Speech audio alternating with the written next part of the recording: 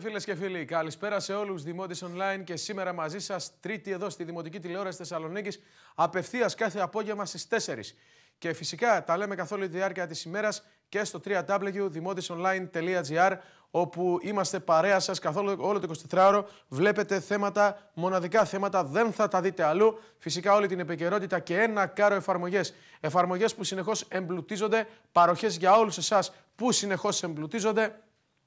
Αυτό που βλέπετε δεν μπορείτε να το δείτε όταν δεν έχει εκπομπή, γιατί δεν έχουμε 24 ώρες βάση ως σκηνοθέτη, αλλά σε κάθε περίπτωση όμως όλα αυτά τα βλέπετε. Ακριβώς από κάτω μου εδώ λοιπόν είναι η κίνηση στους δρόμους στην Αθήνα και στη Θεσσαλονίκη, και επειδή με ρωτάτε πάρα πολύ γιατί δεν βάζουμε και άλλες πόλεις, δηλαδή με ρώτησε κάποιος από τη Βέρεια, κάποιος δεχτήκαμε από το Βόλο ένα τηλεφώνημα, θα το εμπλουτίσουμε γιατί εσείς κάνετε κουμάντο σε αυτήν την ιστοσελίδα, είναι η δική σας. Πάμε λοιπόν να δούμε τι γίνεται αυτή τη στιγμή στη Θεσσαλονίκη. Είναι απευθείας η εικόνα που βλέπετε στην πόλη μας, καθώς βλέπουμε καθημερινά ανα πάσα στιγμή την κίνηση. Το προσφέρουμε μέσα από την ιστοσελίδα μας dimotisonline.gr. Η Δραγούμη γεμάτη κάτω από την Εγνατία. Ο Βαρδάρης έχει σχετικά λίγη κίνηση. Για κατεβάστε το λίγο να δούμε καλύτερα το κέντρο. Στην Αγίου Δημητρίου σε κάποια σημεία, όχι μέσα στο χάρτη πατήστε, για να μετακινηθεί, που πάρα πολύ ωραία. Βλέπουμε λοιπόν ότι η Τσιμισκή είναι σε πάρα πολύ καλή κατάσταση. Σχετικά φορτωμένη, αλλά χωρίς ιδιαίτερα προβλήματα είναι η Νίκης. Και φυσικά ας κάνουμε μία βόλτα σήμερα στη δυτική πλευρά της πόλης. Εχθές πήγαμε ανατολικά. Για σύρετε λίγο το χάρτη προς τα δυτικά για να δούμε και άλλες περιοχές. Μπορείτε να δείτε οποιαδήποτε κι άλλο, παιδιά. Πολύ ωραία. Να δείτε εδώ για παράδειγμα, βλέπουμε τους αμπελόκηπους που είναι σχετικά κοντά. Μόνο στο κέντρο η Νεάπολη είναι σε αυτό το σημείο, όπου έχει πολύ μικρά σημεία, όπου έχει σηματοδότες υπάρχει κίνηση. Βλέπετε λοιπόν εδώ όλη τη Θεσσαλονίκη, όποιο μέρος θέλετε. Στη Δεδροποτάμο έχει κίνηση αυτή τη στιγμή, κοντά στα κτέλ είναι το συγκεκριμένο κομμάτι. Σε κάθε περίπτωση όμως βλέπουμε μια ήρεμη πόλη. Αυτή τη στιγμή δεν υπάρχει έντονο κυκλοφοριακό. Αυτό είναι σημαντικό. Μπορείτε λοιπόν όλοι, οποιαδήποτε ώρα και στιγμή, να μπείτε μέσα στη σελίδα μας dimotisonline.gr και να δείτε την κίνηση σε οποιοδήποτε σημείο της πόλης θέλετε. Όχι μόνο στον περιφερειακό, όχι μόνο στο κέντρο, αλλά στην γειτονιά σας.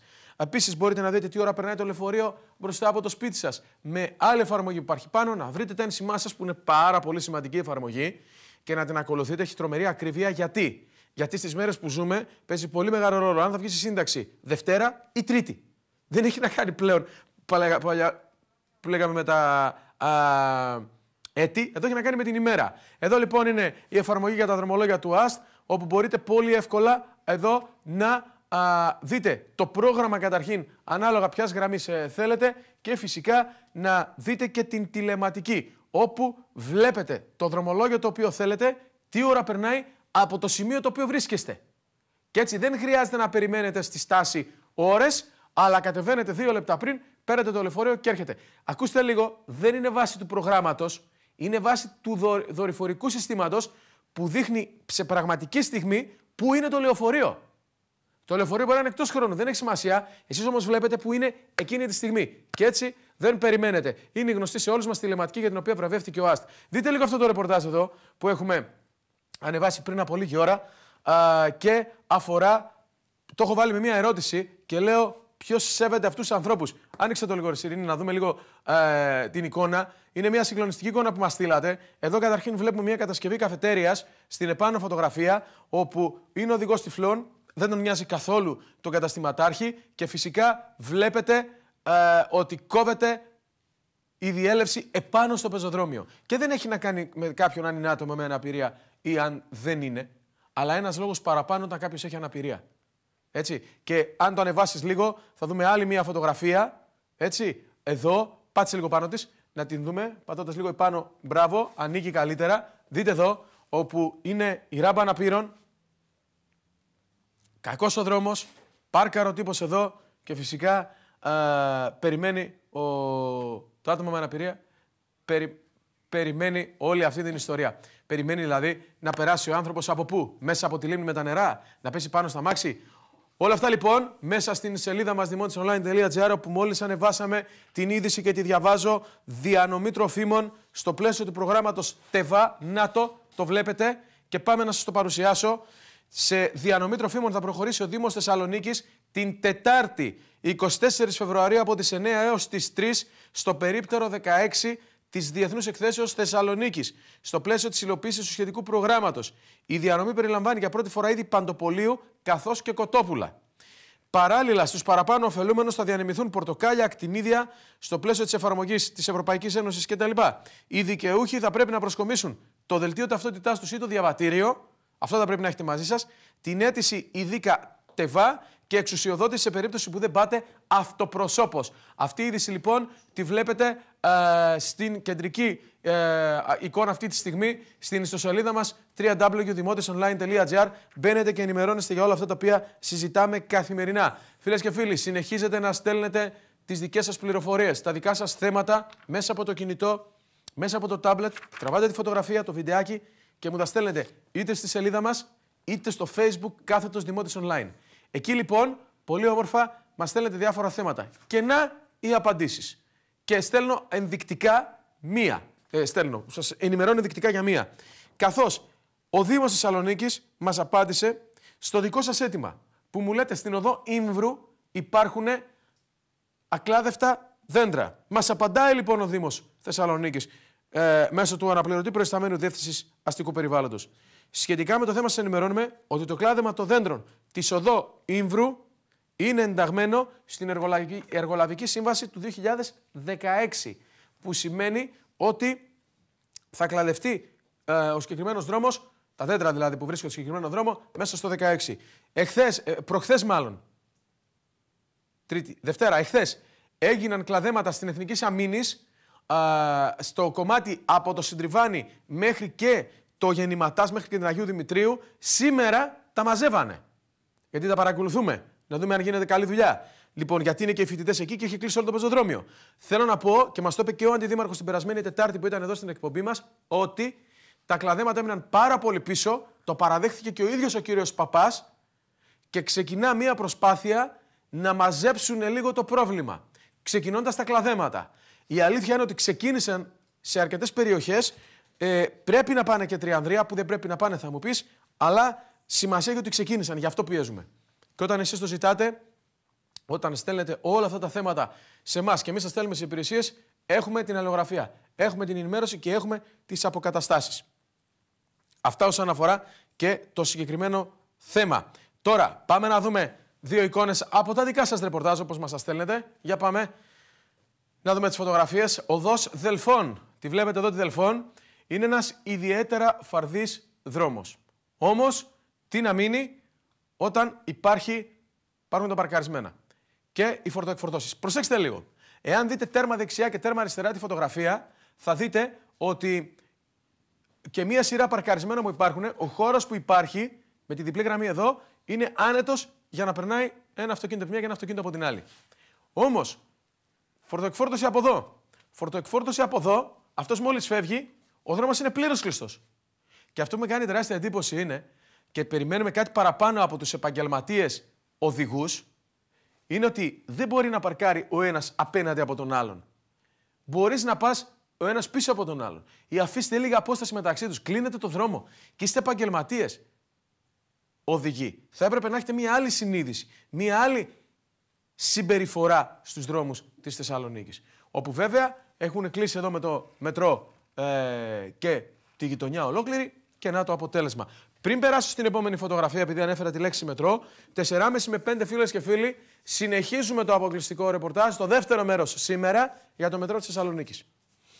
Ό,τι σας έχουμε πει από αυτήν εδώ την εκπομπή για το μετρό, βλέπετε ότι έχει επιβεβαιωθεί πλήρως. Δεν ευλογούμε τα γένια μας.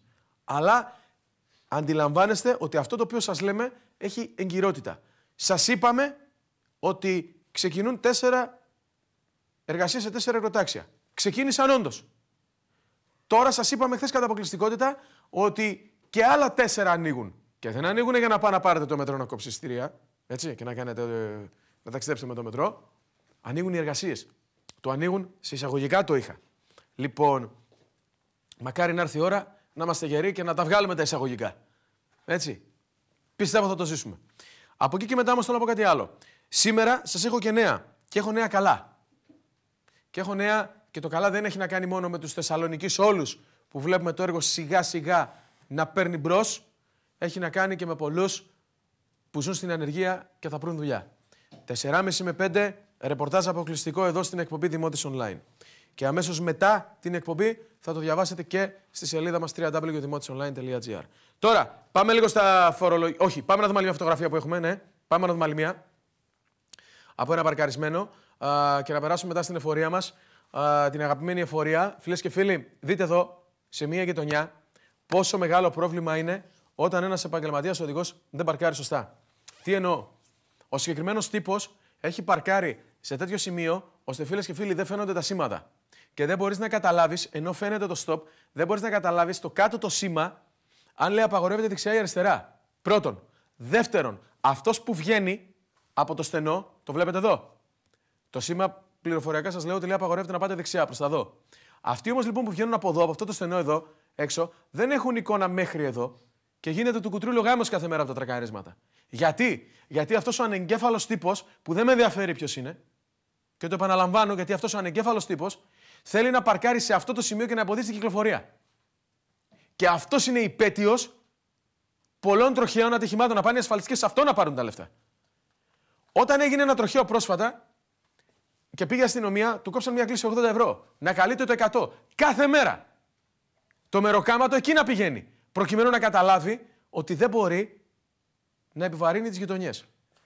Και βέβαια να σας πω ότι το πρόβλημα, και στεκόμαστε σε όλη την πόλη και όχι μόνο στο κέντρο, με τη δική σας βοήθεια, γιατί όλοι εσείς είστε δημότες online.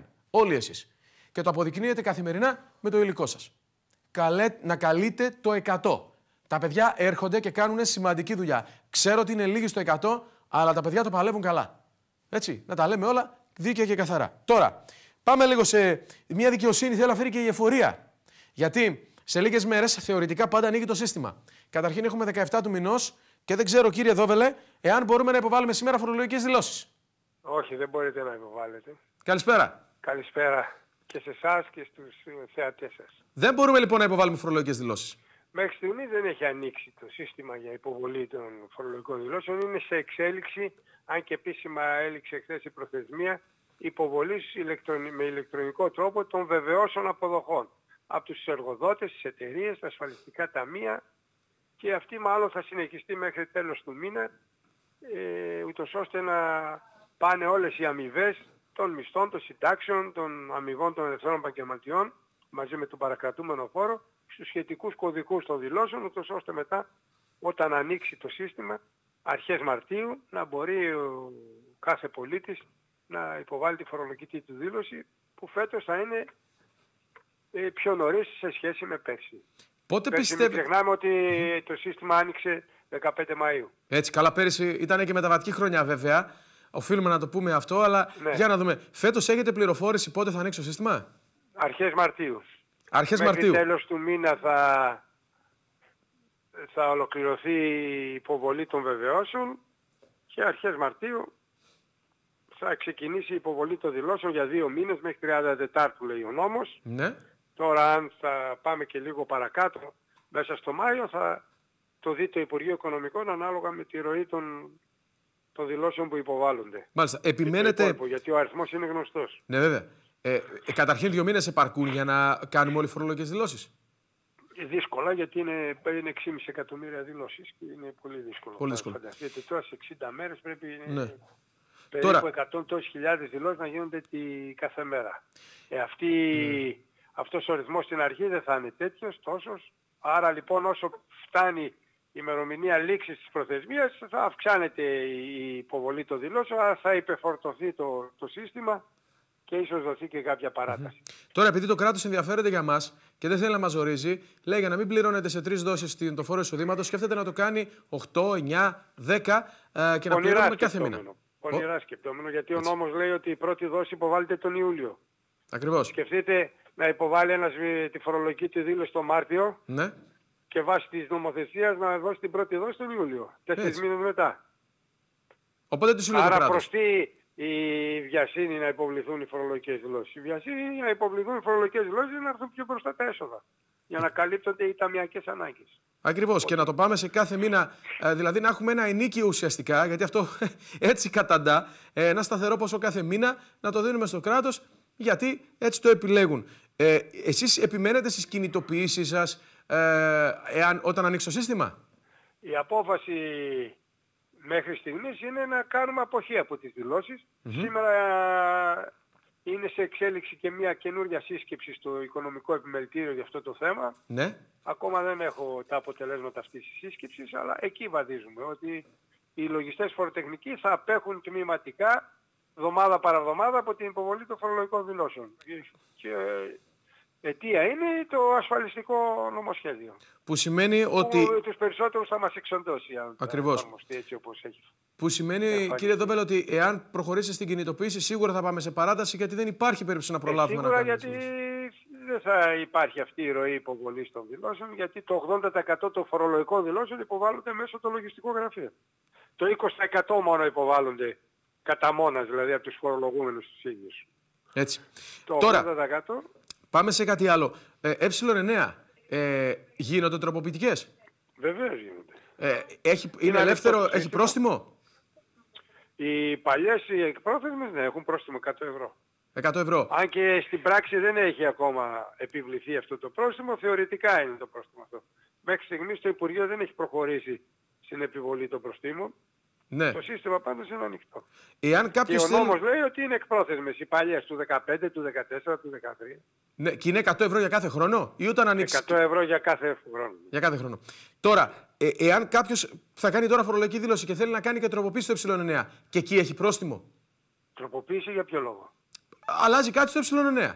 Αν αλλάξει, ο νόμος λέει μέσα σε ένα μήνα από την ημερομηνία που θα επέλθει η μεταβολή, θα πρέπει να πει στο ε9 να το κάνει.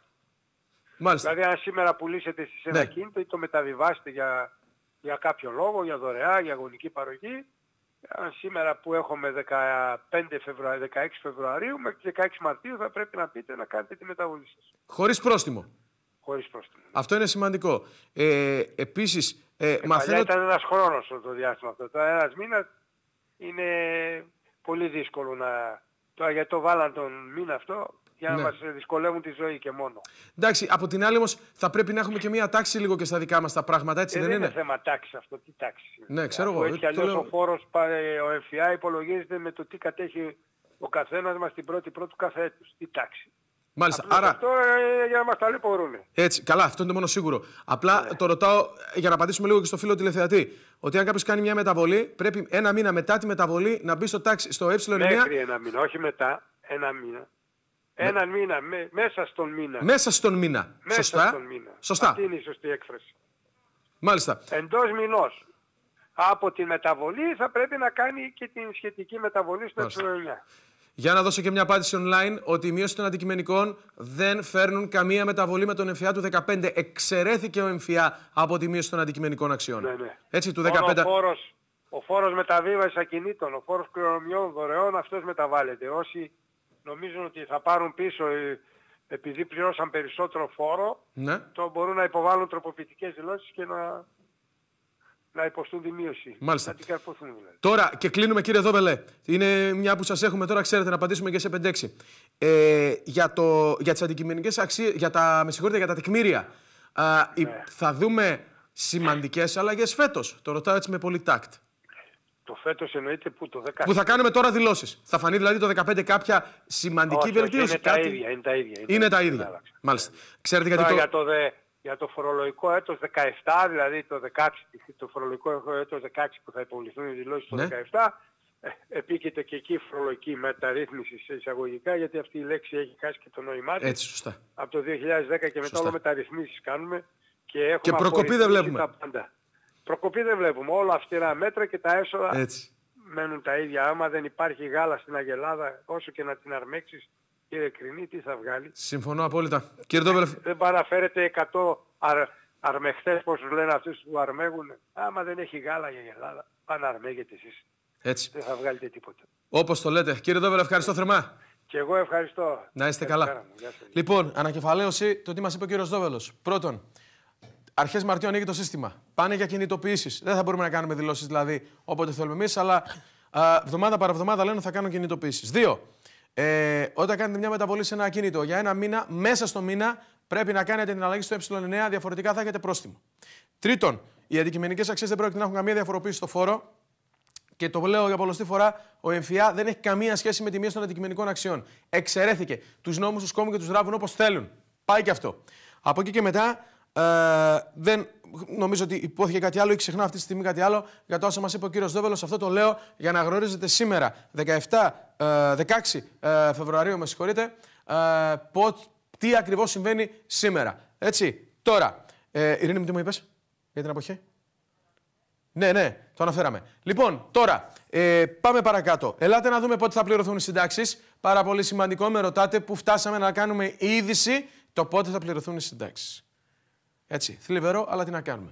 Λοιπόν, σε ωραίο χρωματάκι λοιπόν η κάρτα μας. Ίκα και Δημόσιο θα πληρωθείτε την 5η 25 Φεβρουαρίου. Που σημαίνει από Τετάρτη βράδυ, εφόσον πιστωθούν οι λογαριασμοί που θα πιστωθούν, μπορείτε να πάρετε τα λεφτά σας μέσω των ATM. Που λίγο πολύ πλέον όλοι οι συνταξιούχοι, ανεξαρτήτως ηλικίας, έχετε μάθει και το παίζετε στα δάχτυλα και πολύ καλά κάνετε, είναι πάρα πολύ σημαντικό για να μην ταλαιπωρήσετε. Όσον αφορά τον ΟΓΑ και τον ΟΕ, πάμε για την 3η 1 Μαρτίου, δηλαδή την άλλη εβδομάδα, όχι την Πέμπτη την ερχόμενη, αλλά την άλλη Πέμπτη θα πληρωθούν το ΙΚΑ και το Δημόσιο και την 3η 1 Μαρτίου, δηλαδή από Δευτέρα βράδυ, τα λεφτά για τον ΟΓΑ και για τον ΟΕ θα είναι στους λογαριασμούς. Αυτά όσον αφορά την καταβολή των συντάξεων του μηνός Μαρτίου. Ό,τι συζητάμε εδώ καθημερινά ήδη υπάρχει στην ιστοσελίδα μας www.dimotisonline.gr.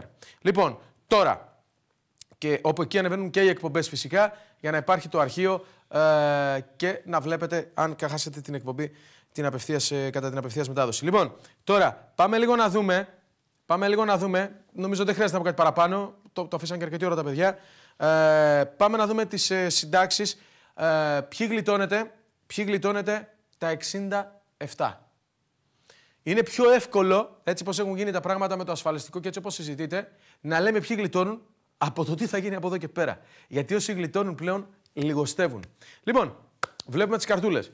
Οι ασφαλισμένοι που έχουν την ηλικία συνταξιοδότησης πριν από τις 19/8 του 2015, να θυμάστε αυτή την ημερομηνία, είναι ημερομηνία ορόσημο για το νέο ασφαλιστικό, αλλά δεν έχουν συμπληρώσει το χρόνο ασφάλισης για να κάνουν αίτηση. Δηλαδή, όσοι έχετε την ηλικία, είχατε γενέθλια πριν τις 19 Αυγούστου, έχετε την ηλικία λοιπόν, αλλά δεν έχετε τα ένσημα, δεν πάτε στα 67. Πότε βγαίνετε? Βγαίνετε όταν θα συμπληρώσετε τα ένσημα. Τη στιγμή που θα κολλήσετε και το τελευταίο απαιτούμενο ένσημο, την επόμενη μέρα πάτε στο ταμείο και καταθέτετε να πάρετε τα λεφτά σας. Είτε είστε 62, είτε 63, είτε 64, είτε 65. Έτσι. Πιο νωρίς μπορείτε. Δεν υποχρεώνεστε όμως να πάτε στα 67. Πάμε στη δεύτερη περίπτωση. Η δεύτερη περίπτωση λοιπόν αφορά τους ασφαλισμένους που έχουν τον απαιτούμενο χρόνο για να αποχωρήσουν, αλλά πιάνουν την ηλικία εξόδου μετά τις 19/8 του 2015. Και αναγκαστικά θα επιβαρυνθούν από τα αυξημένα όρια ηλικίας συνταξιοδότησης. Τι μας λέει αυτή η κάρτα? Η κάρτα μας λέει ότι έχετε τα ένσημα, δεν έχετε όμως την ηλικία. Εσείς έχετε θεματάκι. Οι προηγούμενοι που έχουν την ηλικία δεν έχουν το ίδιο πρόβλημα. Γιατί έχετε θεματάκι? Γιατί μπορεί να είστε 60, να μπορείτε να βγείτε, αλλά δεν έχετε τα ένσημα. Που σημαίνει ότι αν τα ένσημα τα συμπληρώσετε μέσα στο 16 θα βγείτε 60 και 6 μηνών, αν τα συμπληρώσετε το 17 θα πάτε στα 61. Δηλαδή, όσο πιο αργά προστίθεται εξάμηνα, μέχρι να φτάσουμε στο 22, να τελειώσει αυτή η μετάβαση και να πάνε όλοι στα 62, με συγχωρείτε. Λοιπόν, αυτή είναι η ουσία. Όποτε συμπληρώσετε την ηλικία εσείς, θα βγείτε, αλλά όσο πιο νωρίς τόσο πιο καλά. Πάμε στο επόμενο, πάμε στο 3. όλοι οι υπόλοιποι. Όποιοι δεν συμμετέχετε σε αυτές τις κατηγορίες, αδικήστε. Αλλά περίμενε λίγο, Ειρήνη μου, δώσε με ένα λεπτό, έχω να πω κάτι στο τέλος. Οι ασφαλισμένοι με θεμελιωμένα δικαιώματα, δηλαδή με συμπληρωμένη την ηλικία αποχώρησης και τα ένσημα πριν από τις 19 Οκτώου. Αν δηλαδή είχατε την ηλικία και τα ένσημα πριν τις 19 Οκτώου, θα βγείτε στο όριο ηλικίας που προβλέπει το προηγούμενο ασφαλιστικό. Αν δηλαδή με το προηγούμενο ασφαλιστικό βγαίνετε στα 59, γιατί υπάρχουν πάρα πολλοί στο ΙΚΑ τέτοιοι, θα βγείτε στα 59. Αλλά πριν τις 19 Οκτώου. Αυτό είναι το νέο τείχος για το ασφαλιστικό. Λοιπόν, ξεκάθαρο, απλό, όσοι είστε μετά, πάμε στο 4. Λοιπόν, πάμε στο 4. Εδώ, οι ασφαλισμένοι που συμπλήρωσαν την ηλικία για να πάρουν μειωμένη σύνταξη πριν από τις 19 Οκτώου και επιλέγουν να αποχωρήσουν αργότερα. Τι λέει εδώ λοιπόν? Ότι όσοι έχετε θεμελιώσει δικαίωμα μειωμένης σύνταξης πριν από τις 19 Οκτώου, δηλαδή είχατε τα ένσημα και την ηλικία και έχετε δουλειά, μπορείτε να συνεχίσετε να δουλεύετε και όποτε θέλετε να βγείτε σύνταξη. Γιατί έβαλα το 4? Γιατί υπάρχουν πάρα πολλοί, τώρα γυρνάει το παιχνίδι, που είναι, ξέρω εγώ, 58, 59, 60 και έχουν δουλειά. Και λέει, εγώ από τη δουλειά μου, που με χρόνια παίρνω 1.000, 1.100, 1.200 ευρώ μισθό. Αν βγω στη σύνταξη, θα πάρω 700-800. Τώρα παίρνω περισσότερα λεφτά. Άρα γιατί να βγω? Ας κάτσω κάνα 2 χρόνια ακόμα, που ο καθένας έχει τον οικονομικό του προϋπολογισμό και ξέρει ο άνθρωπος κάθε οικογένεια τα δικά της. Και λέει, θα κάτσω λίγο ακόμα γιατί έχω καλύτερο εισόδημα από το να βγω στη σύνταξη. Έτσι, παίζει και αυτό το σενάριο πλέον και παίζει έντονα σε πάρα πολλές των περιπτώσεων. Και το έχω πει πάρα πολλές φορές. Όσοι έχετε δουλειά και μπορείτε να βγείτε, καλό είναι να βγείτε, δεν το συζητώ. Αλλά όσοι έχετε δουλειά και νομίζετε ότι έχετε θεμελιώσει, μην φεύγετε από τις δουλειές σας. Γιατί αλλάζουν τόσο έντονα τα όρια ηλικίας και την πάτησαν οι μητέρες ανήλικων τέκνων που νόμιζαν ότι δεν θα τους πιάσουν τα όρια, παραιτήθηκαν από τις δουλειές τους και τώρα αντί για 50 ή 52 τους πάνε 55 και 57. Και τώρα τι θα φάνε τα επόμενα 3-4 χρόνια, αγαπητέ κύριε Υπουργέ? Ενώ αν είχαν τη δουλειά τους δεν θα είχαν πρόβλημα. Βέβαια το μαύρο θα το ρίχνανε. Άλλο θέμα αυτό. Αυτό είναι πολιτικό. Εγώ σας λέω όμως στην ουσία. Γι' αυτό σας λέμε πολλές φορές. Μην παραιτήσετε από τη δουλειά. Γιατί έχετε δουλειά. Έτσι. Πάμε στο νούμερο 5. Οι ασφαλισμένοι που βάσει νόμου εξαιρούνται από την αύξηση των ορίων ηλικίας και συνταξιοδοτούνται με τις παλιές διατάξεις. Ποιοι είναι αυτοί? Εδώ αφορά περιπτώσεις μέχρι το 2012. Παράδειγμα, μία μητέρα ανήλικου τέκνου που έβγαινε με 5.500 ένσημα, είχε 5.500 ένσημα το 10 και ανήλικο, έβγαινε στα 50 με μειωμένη, στα 55 με πλήρη. Το 11 52-57 και το 12 55-60 και τέλος.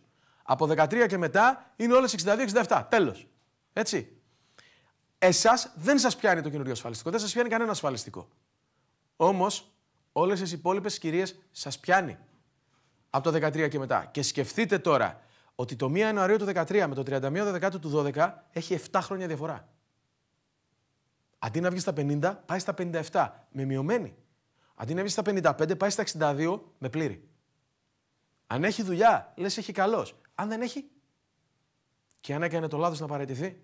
Και το λέω αυτό γιατί πολλές κυρίες που δουλεύατε στις τράπεζες και δουλεύατε από μικρές, συμπληρώσατε πολύ εύκολα αυτά τα ένσημα. Και φύγατε. Και τώρα τρέχετε και δεν φτάνετε. Γι' αυτό σας λέγαμε μην φεύγετε. Και να πω και κάτι ακόμα που είναι πολύ σημαντικό γιατί το 58-60 αυτές οι ηλικίες είναι που θίγει πάρα πολύ το ασφαλιστικό. Και κυρίως στους άντρες. Ότι επειδή έχουν συμπληρώσει τα χρόνια, γιατί δουλεύουν από μικρή, ήταν καλά χρόνια, δεν υπήρχαν διακοπές στον εργασιακό βίο, οι άνθρωποι είναι 60 χρονών και έχουν ήδη 40 χρόνια εργασίας. Με το νέο ασφαλιστικό, όσοι έχουν 40 χρόνια εργασίας δεν μπορούν να βγουν πριν τα 62. Δεν μπορούν να βγουν. Θέλει 40 χρόνια και 62. Και εδώ είναι το φρικτό. Το 40 χρόνια θα έπρεπε να είναι ανεξαρτήτω όριο ηλικίας. Επίσης, κάτι πάρα πολύ σημαντικό.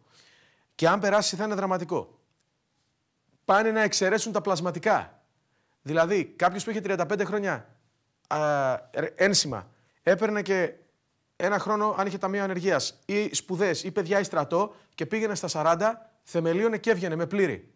Εδώ έρχονται και λένε σήμερα ότι τα 40 χρόνια πρέπει να είναι πραγματικά. Τα καταργούν τα πλασματικά. Και λένε θα ισχύουν μόνο αν τα πληρώσεις. Ναι, αλλά τα πλασματικά, φίλες και φίλοι, από 90 ευρώ το μήνα τα πάνε 280. Ποιος θα δώσει τόσα λεφτά για να τα πληρώσει? Και δεύτερον, άντε και τα πληρώνεις, να τα πάρεις πίσω από ποιο ποσό σύνταξης, αφού τις έχουν πάει στα τάρταρα.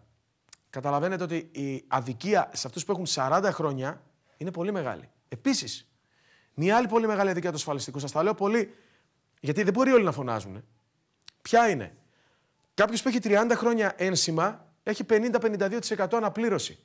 Κάποιος που έχει 40 χρόνια, ενώ έχει δώσει περισσότερα λεφτά, έχει 45% αναπλήρωση. Αυτό κι αν δεν είναι αδικία. Δηλαδή, όσο έχει πληρώσει 10 χρόνια περισσότερα ένσημα και το να κάνει μικρότερη αναπλήρωση. Αυτό έπρεπε όσο πιο πολλά ένσημα σου δίνει, τόσο πιο πολύ μεγάλη σύνταξη να του δίνει. Σε εμάς στην Ελλάδα κάνετε ανάποδο. Τι κίνητρο είναι αυτό? Μόλις φτάσει κάποιος 25-30 χρόνια, που θα έχει 60-65% αναπλήρωση και θα παίρνει ίδια σύνταξη με τον άλλον, θα σταματάει τα ένσημα. Και θα λέει το αφεντικό, τα γλιτώνεις εσύ, τα γλιτώνω εγώ, δεν τα χρειάζομαι, δίνε μου το μισθό μου, γεια σας. Πάμε σε παραοικονομία. Εσείς που κάνετε αυτό το ασφαλιστικό, έχετε καμία σχέση με την εργασία, έχετε δουλέψει ποτέ? Λοιπόν, επειδή πήγε παρά 25, πάω σε διαφημίσεις, γυρνάμε με εισφορά αλληλεγγύης και ελάτε να αποκαλύψουμε σήμερα ένα άλλο φοβερό περιστατικό. Τα επιδόματα που δίνονται στους πολύτεκνους, στους τρίτεκνους, τα προσμετρά το κράτος ως εισόδημα. Και τι γίνεται ως εισόδημα? Περνάνε τα όρια και δεν δικαιούνται κανένα προνόμιο. Δείτε με ποιο κόλπο γλιτώνει πολλά εκατομμύρια το κράτος. Παροχή. Έχεις απόλυτο δίκιο. Παροχή. Λοιπόν, και επιστρέφω με αποκλειστικό ρεπορτάζ για το μετρό της Θεσσαλονίκης και αφορά τους εργαζόμενους. Πάμε.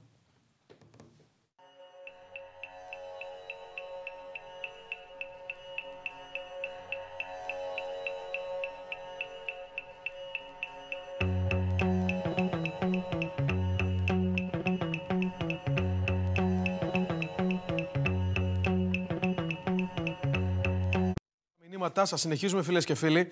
Μου λέτε να ξαναπώ λίγο για τα τρόφιμα. Φυσικά, εσείς διαμορφώνετε την εκπομπή. Εσείς το ζητάτε αυτή τη στιγμή, να τα μηνύματά σας και αυτό θα σας απαντήσουμε. Καλωσορίζω τον κύριο Στέλιο Τσούλια, πρόεδρος του Συλλόγου Τριτέκνων Θεσσαλονίκης. Πρόεδρε, καλησπέρα. Γεια σας κύριε Κρινέ, καλησπέρα. Είστε καλά? Μια χαρά, δόξα τω Θεώ. Πολύ ωραία. Λοιπόν, τώρα για άλλο σας κάλεσα, με αυτό θα ξεκινήσουμε, αλλά θέλω να πούμε λίγο και για τα τρόφιμα, γιατί είναι σημαντικό. Πείτε μου κάτι. Έμαθα σήμερα ότι τα επιδόματα τα οποία παίρνετε τα μετατρέπουν από επίδομα σε εισόδημα, ξεπερνάτε τα εισοδηματικά κριτήρια που έχουν μπει για τα τρόφιμα, για παράδειγμα, και για άλλες παροχές και σας κόβουνε. Σωστά. Έτσι είναι. Τα εισοδηματικά κριτήρια που έχει θεσπίσει η κυρία Φωτίου από τον Ιούνιο του 2015 και από τότε φωνάζουμε και οι σύλλογοι Τριτέκνων και οι σύλλογοι Πολυτέκνων και έχουμε βγει στα κάγκελα, αν θέλετε, είναι ότι για μας τους τρίτεκνους το όριο είναι 7.200 ευρώ για την οικογένεια. Μάλιστα. Είναι ένα εισόδημα της τάξης των 600 ευρώ το μήνα. Πάνω από το εισόδημα αυτό θεωρεί η κυρία Φωτίου ότι είναι η οικογένεια σε τέτοια κατάσταση οικονομική που μπορεί να τα βγάλει πέρα. Ναι. Και το περίεργο δεν είναι μόνο αυτό, ότι είναι τα 7.200 και τα... Το περίεργο είναι ότι η πολυτέχνη είναι στα 8% γιατί είναι 900 ευρώ για κάθε παιδί. Έτσι, πάνω από το τρίτο παιδί είναι 900 ευρώ επιπλέον. Ήθελα να πω ότι το θέμα είναι ότι η παροχή των επιδομάτων ήταν 17.200 με την προηγούμενη κυβέρνηση. Τώρα έχουμε πέσει στα 7.200 και είμαστε 10.000 κάτω. Και δεν ξέρω με ποια λογική τον καιρό της κρίσης και τον καιρό που η ηλική κοινωνία βρίσκεται σε αυτό το μεγάλο, την οικονομική κρίση, εν πάση περιπτώσει, αντί να ανέβουν τα κριτήρια και αντί να βρεθούν λύσεις διαφορετικές. Να συμφωνήσουμε σε αυτό, Πρόεδρε, αλλά εγώ θέλω να πω κάτι άλλο. Όταν σας δίνουν ένα επίδομα, μία παροχή δηλαδή, αυτό το δίνουν για να βοηθηθείτε. Δεν είναι εισόδημα. Είναι για να μην ζείτε κάτω από τα όρια της φτώχειας. Αυτό λοιπόν δεν μπορεί να προσμετράται ως εισόδημα και να σου λέει, ενώ σε παρέχω μια κοινωνική υποστήριξη, σου κόβω την άλλη γιατί έχεις εισόδημα μεγάλο. Δηλαδή υπάρχει πλήρης αναντιστοιχεία. Δεν υπάρχει λογική σε αυτό το οποίο κάνει το κράτος αυτή τη στιγμή σε όλους εσάς. Συμφωνούμε πολύ, σας είπα και πάλι και σας λέω από το καλοκαίρι του 2015 είμαστε σε αντιπαράθεση με την κυρία Φωτίου και με τη λογική αυτή. Ναι. Τα όρια αυτά είναι εξευτελιστικά για την τρίτη και την πολυτέχνη οικογένεια. Και είμαστε σε διάλογο, εν πάση περιπτώσει, και περιμένουμε να ανεβούν αυτό το όριο. Και δεν φτάνει μόνο αυτό που ήθελα να πω πριν και μου διέφυγε. Στο μπλοκάρισμα των 7.200 ευρώ η τρίτη οικογένεια, 8% η πολυτέχνη οικογένεια, έχει πέσει και η διαδικασία με την απορρόφηση των φρούτων και των αμβουργευτικών που είναι προς απόσυρση. Πράγμα που σημαίνει ότι μας έχουν αποκλείσει και από τα φρούτα που οι αγρότες μέχρι πέρσι είχαν μια διέξοδο και έδιναν τα φρούτα αυτά στις οικογένειες της και πολυτεχνές. Και φέτος ακόμη και τα φρούτα, ακόμη και τα 5 κιλά πορτοκάλια πέραμε πέρσι, δεν μπορούμε να τα πάρουμε. Τι να πω, είναι πράγματα απαράδεκτα και σε κάθε περίπτωση, τι να πω, δηλαδή άλλα πράγματα περιμένω να δω από μια αριστερή κυβέρνηση, από μια ιδεολογία που ο κόσμος πίστεψε, εν πάση περιπτώσει. Ξέρετε τι γίνεται. Είναι ότι από τη μια σου λέει πάρε ένα επίδομα για να μην ζεις το όριο της φτώχειας, είναι αυτό που είπα πριν, και από την άλλη λέει α, σου δίνω το επίδομα, δεν θα πάρεις φρούτα κοινωνική παροχή γιατί έχεις υψηλό εισόδημα. Δηλαδή υπάρχει πλήρης ασυνάρτητο, είναι ασυνάρτητο όλο. Μέχρι και το 2014 είχαμε 17.250 ετήσιο οικογενειακό εισόδημα για να δικαιούμαστε να πάρουμε 5 μακαρόνια. 7.200 με 3 παιδιά. Μάλιστα, για 3 παιδιά για τη δική μας περίπτωση. Να πρέπει να ζείτε δηλαδή με 300-350 ευρώ το μήνα όλοι. Και ξαφνικά αυτό σας δίνω το νούμερο έπεσε στα 2.200. Να πούμε ότι τα λεφτά αυτά δεν είναι λεφτά, ούτε ένα ευρώ δεν προέρχεται από το ελληνικό δημόσιο, από το ελληνικό κορβανά. Είναι λεφτά που έρχονται από την Ευρωπαϊκή Ένωση. Είναι για τις ευπαθείς οικονομικά οικογένειες και ομάδες πληθυσμών στο εσωτερικό της Ευρωπαϊκής Ένωσης. Για την Ελλάδα έχει βγει ένα κονδύλι για την εξαετία 330 εκατομμύρια. Μέχρι σήμερα το Υπουργείο Εργασίας, η πολιτική προϊστάμενος κ. Φωτίου, δεν έχει απορροφήσει ούτε ένα ευρώ. Μάλιστα. Ναι, να σας πω, υπάρχει και το... Όχι, θα το πω, δεν πειράζει, θα το ρωτήσω, Πρόεδρε. Μήπως μοιράσει πιπεριές για γεμιστά η κυρία Φωτίου? Τι να πω, δηλαδή... Γιατί γελάτε, έξω από το Μαξίμου την έκανε τη δήλωση? Την έκανε τη δήλωση όταν πρωτοανέλαβε το Υπουργείο, είπε ότι δεν έχει ανάγκη η ελληνική οικογένεια. Σας απέκλεισε κατά τα γεμιστά, κατά τις πιπεριές? Λοιπόν, ξέρω, κάποιοι θα μιλήσουν για λαϊκισμό τώρα, ξέρω. Την προηγούμενη εβδομάδα ήμασταν κάτω, αναγκαστήκαμε κι εμείς, κάναμε κι εμείς μια τέτοια εκδήλωση έξω από το Υπουργείο. Δεν μας δέχτηκε καν για να μιλήσουμε. Δεν δέχτηκε χθες τους εργαζόμενους στους Δήμους, στους ΟΤΑ, ούτε αυτούς τους δέχτηκε η κυρία Φωτίου, έτσι, που λαΐκιζε με τα γεμιστά και φταίνουν οι δημοσιογράφοι που λαϊκίζουν. Ναι, γιατί καθώς πρέπει να μιλάνε μόνο για άλλα θέματα. Έτσι. Πάμε σε κάτι άλλο. Διανομή τροφίμων την Τετάρτη 24 του μηνός. Από 9 έως 3 στο περίπτερο 16 της έκθεσης. Είναι η διανομή τροφίμων από το Δήμο Θεσσαλονίκης. Σωστά. Είναι για αυτούς που έχουν εγκριθεί με το πρόγραμμα ΤΕΒΑ, αυτό που μιλήσαμε προηγουμένως, τα 200 που είπαμε. Αφορά τον κόσμο που έχει εγκριθεί, αφορά τον κόσμο που έκανε καταμεσής του Αυγούστου αιτήσεις. Αν είναι δυνατόν, μην Αύγουστο έφτασε η διαδικασία να υλοποιηθεί. Και μέσα στον Αύγουστο έπρεπε να κάνουν αιτήσεις οι άνθρωποι που ήθελαν να συμμετέχουν στο πρόγραμμα αυτό. Φυσικά από μόνο του το ημερολογιακό, οι ημερομηνίες αυτές δηλαδή, ήταν ακατάλληλες για οποιοδήποτε τέτοιο είδους, ας πούμε, κινητοποίηση από μεριάς των συλλόγων προς τα μέλη τους. Να σας πω ένα παράδειγμα, για το δημόσιο, ας πούμε, ο μήνας Αύγουστος είναι νεκρός, ακόμη και για την παραμικρή δημοκρασία και τον παραμικρό διαγωνισμό. Και εμείς τον μήνα Αύγουστο καλέσαμε τον κόσμο να κάνει αιτήσεις για να ενταχθεί στο πρόγραμμα ΤΕΒΑ και με τα κριτήρια αυτά βέβαια που είπαμε. Πάντως, Πρόεδρε, βλέπω εδώ για πρώτη φορά είδη κοινωνικού παντοπολίου. Βλέπω κοτόπουλα, βλέπω πορτοκάλια και ακτινίδια. Μην τα πάρουν για εισοδηματικό κριτήριο και αυτά και σας τα κόψουνε. Πορτοκάλια, ακτινίδια κτλ. Λέω και πάλι, παίρναμε και πέρσι και πρόπερσι. Ναι, αλλά όταν το ΤΕΒΑ δίνει αυτό το ωραίο καλάθι, ας πούμε, ποια γεμιστά της κυρίας Φωτίου? Θα τα ακούνε όταν τα λένε, Πρόεδρε. Θα τα λένε όταν τα ακούνε. Ανάποδα. Θα τα ακούνε όταν τα λένε. Περιμένετε και πώς το κάνουμε αυτό το Σαρδάμ? Πώς θα προχωρήσει το πρόγραμμα, γιατί είναι πρώτη φορά τώρα την επόμενη εβδομάδα που θα δοθούν αυτά τα πράγματα. Περιμένετε να δούμε, γιατί το πρόγραμμα έχει πάρα πολύ μεγάλη ομπρέλα θεωρητικά. Να δούμε τι από όλα αυτά θα ισχύσει, τι από όλα αυτά θα μπορέσει η κάθε σύμπραξη ανά την Ελλάδα να υλοποιήσει. Έτσι, γιατί υπάρχει και άλλου είδους βοήθεια σε κοινωνικό επίπεδο κτλ. Πρόεδρε, ευχαριστώ θερμά. Καλή δύναμη εύχομαι και επαναλαμβάνω ότι την Παρασκευή 24 Φεβρουαρίου, το λέω γιατί ρωτάει συνέχεια ο κόσμος, στο περίπτερο 16 στη Διεθνή Έκθεση Θεσσαλονίκης, η διανομή τροφίμων από το Δήμο Θεσσαλονίκης. Λοιπόν, αυτά όσον αφορά το συγκεκριμένο θέμα, ναι, οι δικαιούχοι έχουν κριθεί, ξέρουν ποιοι θα πάνε. Γι' αυτό το λέω απλά για τους δικαιούχους, το αναφέρουμε γιατί είναι και αρκετοί. Τώρα, πάμε στον Περιφερειακό Διευθυντή του ΑΕΔ, τον κύριο Καραμπέρη, όπου υπήρξε ένα θεματάκι. Καθώς από σήμερα έχουν ανοίξει αιτήσεις για ένα πρόγραμμα εργασίας για άτομα που είναι από 18-24 ετών. Έλα όμως που αυτό το πρόγραμμα δεν είναι του ΑΕΔ. Κύριε Δουντά, καλησπέρα. Καλησπέρα σας, τηλεθεατές σας και σε εσάς προσωπικά. Πώς μπερδευτήκαν έτσι τα προγράμματα? Καμιά φορά και οι δημοσιογράφοι, ίσως και οι εφημερίδες μπερδεύουν λίγο, γιατί η διαφορά είναι ότι όταν ζητάμε για ένα πρόγραμμα ή συζητάμε για ένα πρόγραμμα, πάντα απαραίτητη προϋπόθεση είναι η κάρτα ανεργίας. Η κάρτα ανεργίας λοιπόν εδώ κατά κάποιο περίεργο τρόπο έγινε ένα μπέρδεμα προφανώς με τις εφημερίδες, ανακοίνωσαν το πρόγραμμα, βέβαια ο ΑΕΔ εμπλέκεται στο ότι πρέπει όλοι οι άνεργοι αυτοί που είναι από 18 έως 22 ή 15.000 θέσεις να έχουν την κάρτα ανεργίας. Και βάσει της κάρτας ανεργίας θα γίνει και η μοριοδότηση. Όμως το πρόγραμμα αυτό δεν έχει φορέα υλοποίηση στον ΑΕΔ. Αν δείτε στις ιστοσελίδες που αναφέρονται, είναι η ΕΔΕ, είναι προφανώς του Υπουργείου Ανάπτυξης, το οποίο σε αυτή τη φάση ξεκινάει από σήμερα για τους ανέργους και μέχρι 31 Μαρτίου πρέπει οι άνεργοι ενδιαφερόμενοι από 18 έως 22 οι οποίοι θέλουν να ενταχθούν σε αυτό το πρόγραμμα, το οποίο είναι ένα πρόγραμμα voucher, θα έχει δηλαδή θεωρητική κατάρτιση, μια και τώρα το αναφέραμε, να δώσουμε και 2-3 εξηγήσεις. Πριν τις δώσετε, κύριε Στά, πριν τις δώσετε, είναι 18-22 ή 18-24? Είναι 18-24. 24, ωραία. Ωραία, το λέω γιατί είπατε 22 και εγώ έχω 24 γραμμένο. Μήπως...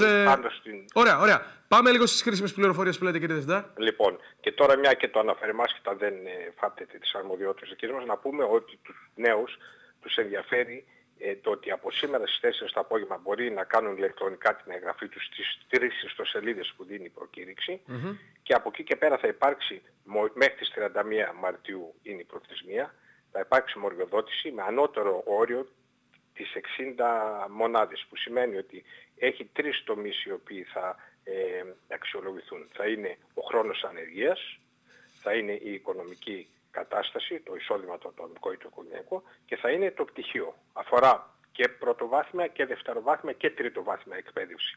Και βέβαια εδώ λειτουργεί λίγο ανάποδα αυτό το πρόγραμμα γιατί επιδοτεί με 20 μόρια το ανώτερο που είναι κάθε κατηγορία αυτούς οι οποίοι είναι της πρωτοβάθμιας και γυρίζει 10 στους αποφύτους οι οποίοι είναι της δευτεροβάθμιας εκπαίδευσης.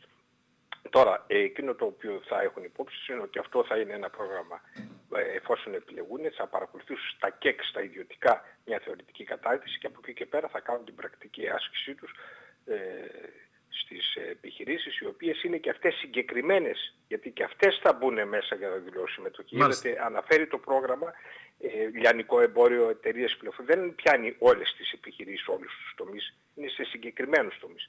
Τώρα αυτά πληροφοριακά μπορούν να δουν, το πρόγραμμα δεν είναι το ΑΕΔ, αλλά ο ΑΕΔ σε ό,τι χρειαστεί θα βγάλουμε και εμείς μέχρι το Πάσχα αντίστοιχο πρόγραμμα με voucher, θα το αναγγείλουμε. Εμείς είμαστε στη φάση που την άλλη εβδομάδα θα ξεκινήσουμε το πρόγραμμα με τους ανέργους πάνω των 50 ετών. Τις 15.000 θέσεις πάνω των 50 ετών, το οποίο το είχαμε πει και πριν κανένα 20. Αυτό περιμένουμε να ανοίξει, κύριε Διευθυντά. Αυτό πέρασε από το ΔΣ του ΑΕΔ και την άλλη εβδομάδα θα ξεκινήσει με ανακοίνωση η διαδικασία για την υλοποίησή του. Και όσο ώρα μιλάμε, βλέπουμε και την ιστοσελίδα του ΑΕΔ, www.aeth.gr, όπου μπορείτε να μπείτε να δείτε όλα όσα μας εξηγεί αυτή τη στιγμή ο κύριος Καραμπέρης.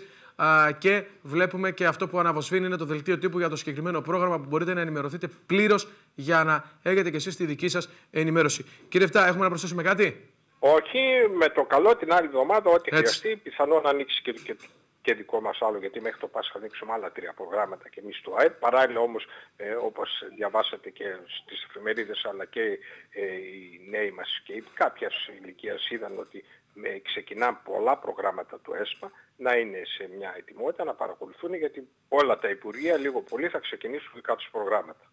Άρα λοιπόν πλην του ΑΕΠ και τα άλλα Υπουργεία και ό,τι χρειαστεί, εδώ είμαστε μάχημοι για την ανεργία. Να είστε καλά, κύριε Διευθυντά. Και εγώ ευχαριστώ πολύ. Να είστε καλά. Λοιπόν, χρήσιμες πληροφορίες για να ξέρετε πού να απευθύνεστε για τα προγράμματα. Σε κάθε περίπτωση και η ιστοσελίδα του ΑΕΔ είναι μέσα στη δική μας ιστοσελίδα στο www.dimodisonline.gr, όπου υπάρχει το σχετικό link και κατευθείαν μπαίνετε και ενημερώνεστε για όλα τα νέα. Λοιπόν, τώρα πάμε στο επόμενο θέμα. Ενώ έρχονται τα μηνύματά σας, τα έχω εδώ, θα τα απαντήσω όλα κατά τη διάρκεια της εκπομπής και πάμε στο μετρό. Χθες, φίλες και φίλοι, κάναμε μια εκπομπή όπου είδατε πρώτα εδώ από την εκπομπή μας πως αρχίζουν οι εργασίες σε 4 εργοτάξια του μετρό. Είναι τα εργοτάξια στο κέντρο. Σας είχαμε πει πριν να μπει το 16 ότι πρώτα θα δούμε 4 εργοτάξια να ξεκινούν τα μηχανήματα να σκάβουν και οι εργάτες να δουλεύουν στα ανατολικά του έργου. Νέα Ελβετία, Πατρίκιο, Βούλγαρη και τα σχετικά. Τώρα λοιπόν, και σας είχαμε πει ότι σε δεύτερη φάση ερχόμαστε στο κέντρο. Έτσι λοιπόν, Τώρα 4 εργοτάξια είναι αυτά τα οποία θα ξεκινήσουν από την 1η Μαρτίου. Είναι η Πλατεία Δημοκρατίας, Βαρδάρης, είναι η Αγία Σοφίας, περνάμε τη Βενιζέλο και πάμε Αγία Σοφίας, Συντριβάνη και Παπάφιο. Πάμε να δούμε την ανακοίνωση, τη συζήτηση που κάναμε χθες με τους 2 προέδρους των Σωματείων Εργαζομένων στο κατασκευαστικό τομέα και στο αρχαιολογικό, τον κύριο Στέτσικα και τον κύριο Κυπριανίδη αντίστοιχα, και πάμε να ακούσουμε πρώτα απ' όλα για τα εργοτάξια. Πάμε. Οι πληροφορίες είναι ότι 1 Μαρτίου άλλα 4 εργοτάξια στην κεντρική γραμμή θα ξεκινήσουν τις εργασίες. Είναι ο σταθμός Παπάφιο, ο σταθμός Συντριβάνη, ο σταθμός Αγίας Σοφίας και ο σταθμός Δημοκρατίας στο Βαρδάρι. Άρα μιλάμε για κέντρο. Μιλάμε για κέντρο. Παπάφια, ας πούμε, που είναι λίγο πιο έξω από το κέντρο. Αλλά... Και ευελπιστούμε ότι μέχρι και τέλη Απριλίου, που υπάρχουν κάποια ζητήματα όπως έχουμε αναφερθεί στο παρελθόν, στις προηγούμενες εκπομπές, θα έχουμε και όλο το έργο πλέον σε πλήρη ανάπτυξη. Τώρα, πείτε μου κάτι, για να το πιάσουμε λίγο σταθμό. Όσον αφορά το Πλατεία Δημοκρατίας, πρώτα ή και σε όλους τους σταθμούς δεν πρέπει πρώτα να μπουν οι αρχαιολόγοι, ειδικά στην Αγία Σοφίας? Ναι, είναι σε κάποιους σταθμούς που όχι. Στην Αγία Σοφίας πρώτα οι αρχαιολόγοι θα μπουν, γιατί οι εργασίες που θα ξεκινήσουν να γίνουν εκεί είναι μια προεργασία για να μπουν οι αρχαιολόγοι. Μετακίνηση δικτύων και τα σχετικά. Και κάποια σκέπαστρα θα ετοιμάσουν κτλ. Αυτά λοιπόν όσον αφορά τα εργοτάξια. Αύριο στην εκπομπή, γιατί συνεχίζεται το ρεπορτάζ και εμείς είμαστε μέσα στα εργοτάξια, θα σας δείξω αποκλειστικά εικόνες και από άλλα σημεία που γίνονται εργασίες. Αύριο όμως αυτό. Γιατί ό,τι έχετε δει μέχρι σήμερα και υπάρχει και στην σελίδα μας στο Facebook, στην ιστοσελίδα μας, βλέπετε εικόνες από 2 εργοτάξια. Από Βούλγαρη και από Πατρίκιο. Υπάρχουν όλα μέσα τα θέματα, μπορείτε να μπείτε να τα δείτε. Τώρα, πάμε να δούμε, και εδώ είναι πολύ σημαντικό τώρα αυτό που θα ακούσετε, για το κατασκευαστικό τομέα, μιας και βλέπουμε τους αρχαιολόγους, πώς θα γίνουν κάποιες προσλήψεις πρώτα στο κατασκευαστικό τομέα, λίγες θα είναι, ώστε να μπουν οι αρχαιολόγοι στην Αγία Σοφίας κυρίως και όπου αλλού χρειαστεί, για να κάνουν τις έρευνες, να φύγουν μετά οι αρχαιολόγοι, ώστε να συνεχιστεί η κατασκευή των σταθμών. Πάμε να ακούσουμε τι μας είπε ο κύριος Στέτσικας. Θέλω να πιστεύω ότι από τη στιγμή που ανοίγουν 4 εργοτάξια, αυτό σημαίνει και καινούριες προσλήψεις. Υπάρχουν εκκρεμότητες ακόμα από εργαζομένους που έχουν απολυθεί. Γιατί αυτή τη στιγμή πρέπει να πούμε ότι σε αυτά τα 4 εργοτάξια που δουλεύουν, το διευκρινίσω, και ενημερώνεται και ο κόσμος, ότι επειδή η εταιρεία που έχει αναλάβει την κατασκευή, η εταιρεία Actor, δουλεύει με ένα άλλο καθεστώς, με πολλούς υπεργολάβους. Αυτή τη στιγμή στην εταιρεία Actor έχουν προσληφθεί το 128 εργαζόμενοι μαζί με τα γραφεία. Στο έργο όμως, σε αυτά τα 4 εργοτάξια δουλεύουν πάνω από 300 εργαζόμενοι, γιατί όλοι οι υπόλοιποι είναι από υπεργολάβους. Και αυτοί είναι εργαζόμενοι όμως και πρέπει να το πούμε. Βλέπουμε λοιπόν μέσα σε 1,5 μήνα πάνω από 300 άτομα προσλήφθηκαν για το συγκεκριμένο έργο, το οποίο είναι αυτή τη στιγμή στο Πατρίκιο και στη Νέα Ελβετία. Ουσιαστικά εκεί γίνονται δουλειές. Έτσι δεν είναι? Ναι, σωστά. Τρέχουν εκεί οι δουλειές. Πολύ σύντομα θα έχουμε εξελίξει και στη Βούλγαρη. Θα ξεκινήσουμε διαφραγματικούς στίχους, πιστεύουμε, το πολύ σε κανένα 3 εβδομάδες. Αυτά λοιπόν όσον αφορά και τις προσλήψεις, όπου αυτές αναμένεται να αυξηθούν όσο προχωρούν τα έργα, και βέβαια θα δούμε ότι και τα υπόλοιπα εργοτάξια που βρίσκονται ανάμεσα στο Ανατολικό και στο Δυτικό, δηλαδή είναι της Φλέμινγκ, Ανάληψη και όλα αυτά, Μακεδονίας, εκεί που μου λέγατε χθες, Φλέμινγκ, όπου αυτά σε 3ο χρόνο, αλλά μέχρι τον Μάιο, Ιούνιο, ίσως Απρίλιο, δεν ξέρω, θα δούμε, θα σας ενημερώσουμε εμείς εδώ. Τώρα, πάμε στο τελευταίο θέμα που αφορά τους αρχαιολόγους. Και εδώ τώρα είναι η είδηση. Σας είχαμε πει ότι αυτή την εβδομάδα υπογράφεται η συμπληρωματική σύμβαση της κατασκευάστριας εταιρείας με την Αττικό Μετρό. Σας λέω λοιπόν σήμερα ότι είμαστε ένα βήμα, κυριολεκτικά υπάρχουν κάτι πολύ μικρά προβλήματα, μέχρι ότου να υπογραφεί σύμβαση. Εγώ ξέρω ότι θα υπογραφεί η σύμβαση, αυτό μαθαίνω, και πολύ πιο νωρίς από την Παρασκευή. Είναι τελειωμένο. Δηλαδή τα προβλήματα που υπάρχουν θα ξεπεραστούν, δεν είναι προβλήματα που μπορεί να κολλήσει το έργο. Και πολύ σύντομα, ίσως και την επόμενη εβδομάδα, δούμε προσλήψεις αρχαιολόγων. Δεν θα έχουμε και εκεί πολύ μεγάλη ροή προσλήψεων, αλλά θα έχουμε προσλήψεις. Και αυτό είναι σημαντικό για να, αν δεν περάσουν οι αρχαιολόγοι, αν δεν τελειώσουν οι αρχαιολόγοι που μέχρι το Μάρτιο του 2017 πρέπει να έχουν τελειώσει ένα πολύ μεγάλο κομμάτι των ερευνών, για να συνεχίσουμε στα επόμενα στάδια, τότε θα πέσουμε έξω πάλι. Βλέπουμε λοιπόν κάτι άλλο τώρα. Ότι το χρονοδιάγραμμα, όπως μας το ανακοίνωσε ο κύριος Πύρτης όταν ήρθε στη Θεσσαλονίκη, σχετικά τηρείται. Σας είχα πει επίσης ότι η κατασκευάστρια εταιρεία, πρόκειται για τη μεγαλύτερη κατασκευαστική εταιρεία στην Ελλάδα, έχει πάρα πολλά έργα και έργα τα οποία κάποια σταμάτησαν. Όπως για παράδειγμα στις Σκουριές. Προσπαθούν να τακτοποιήσουν απολυμμένους και από άλλα σημεία. Θα μου πεις είναι κακό αυτό? Όχι.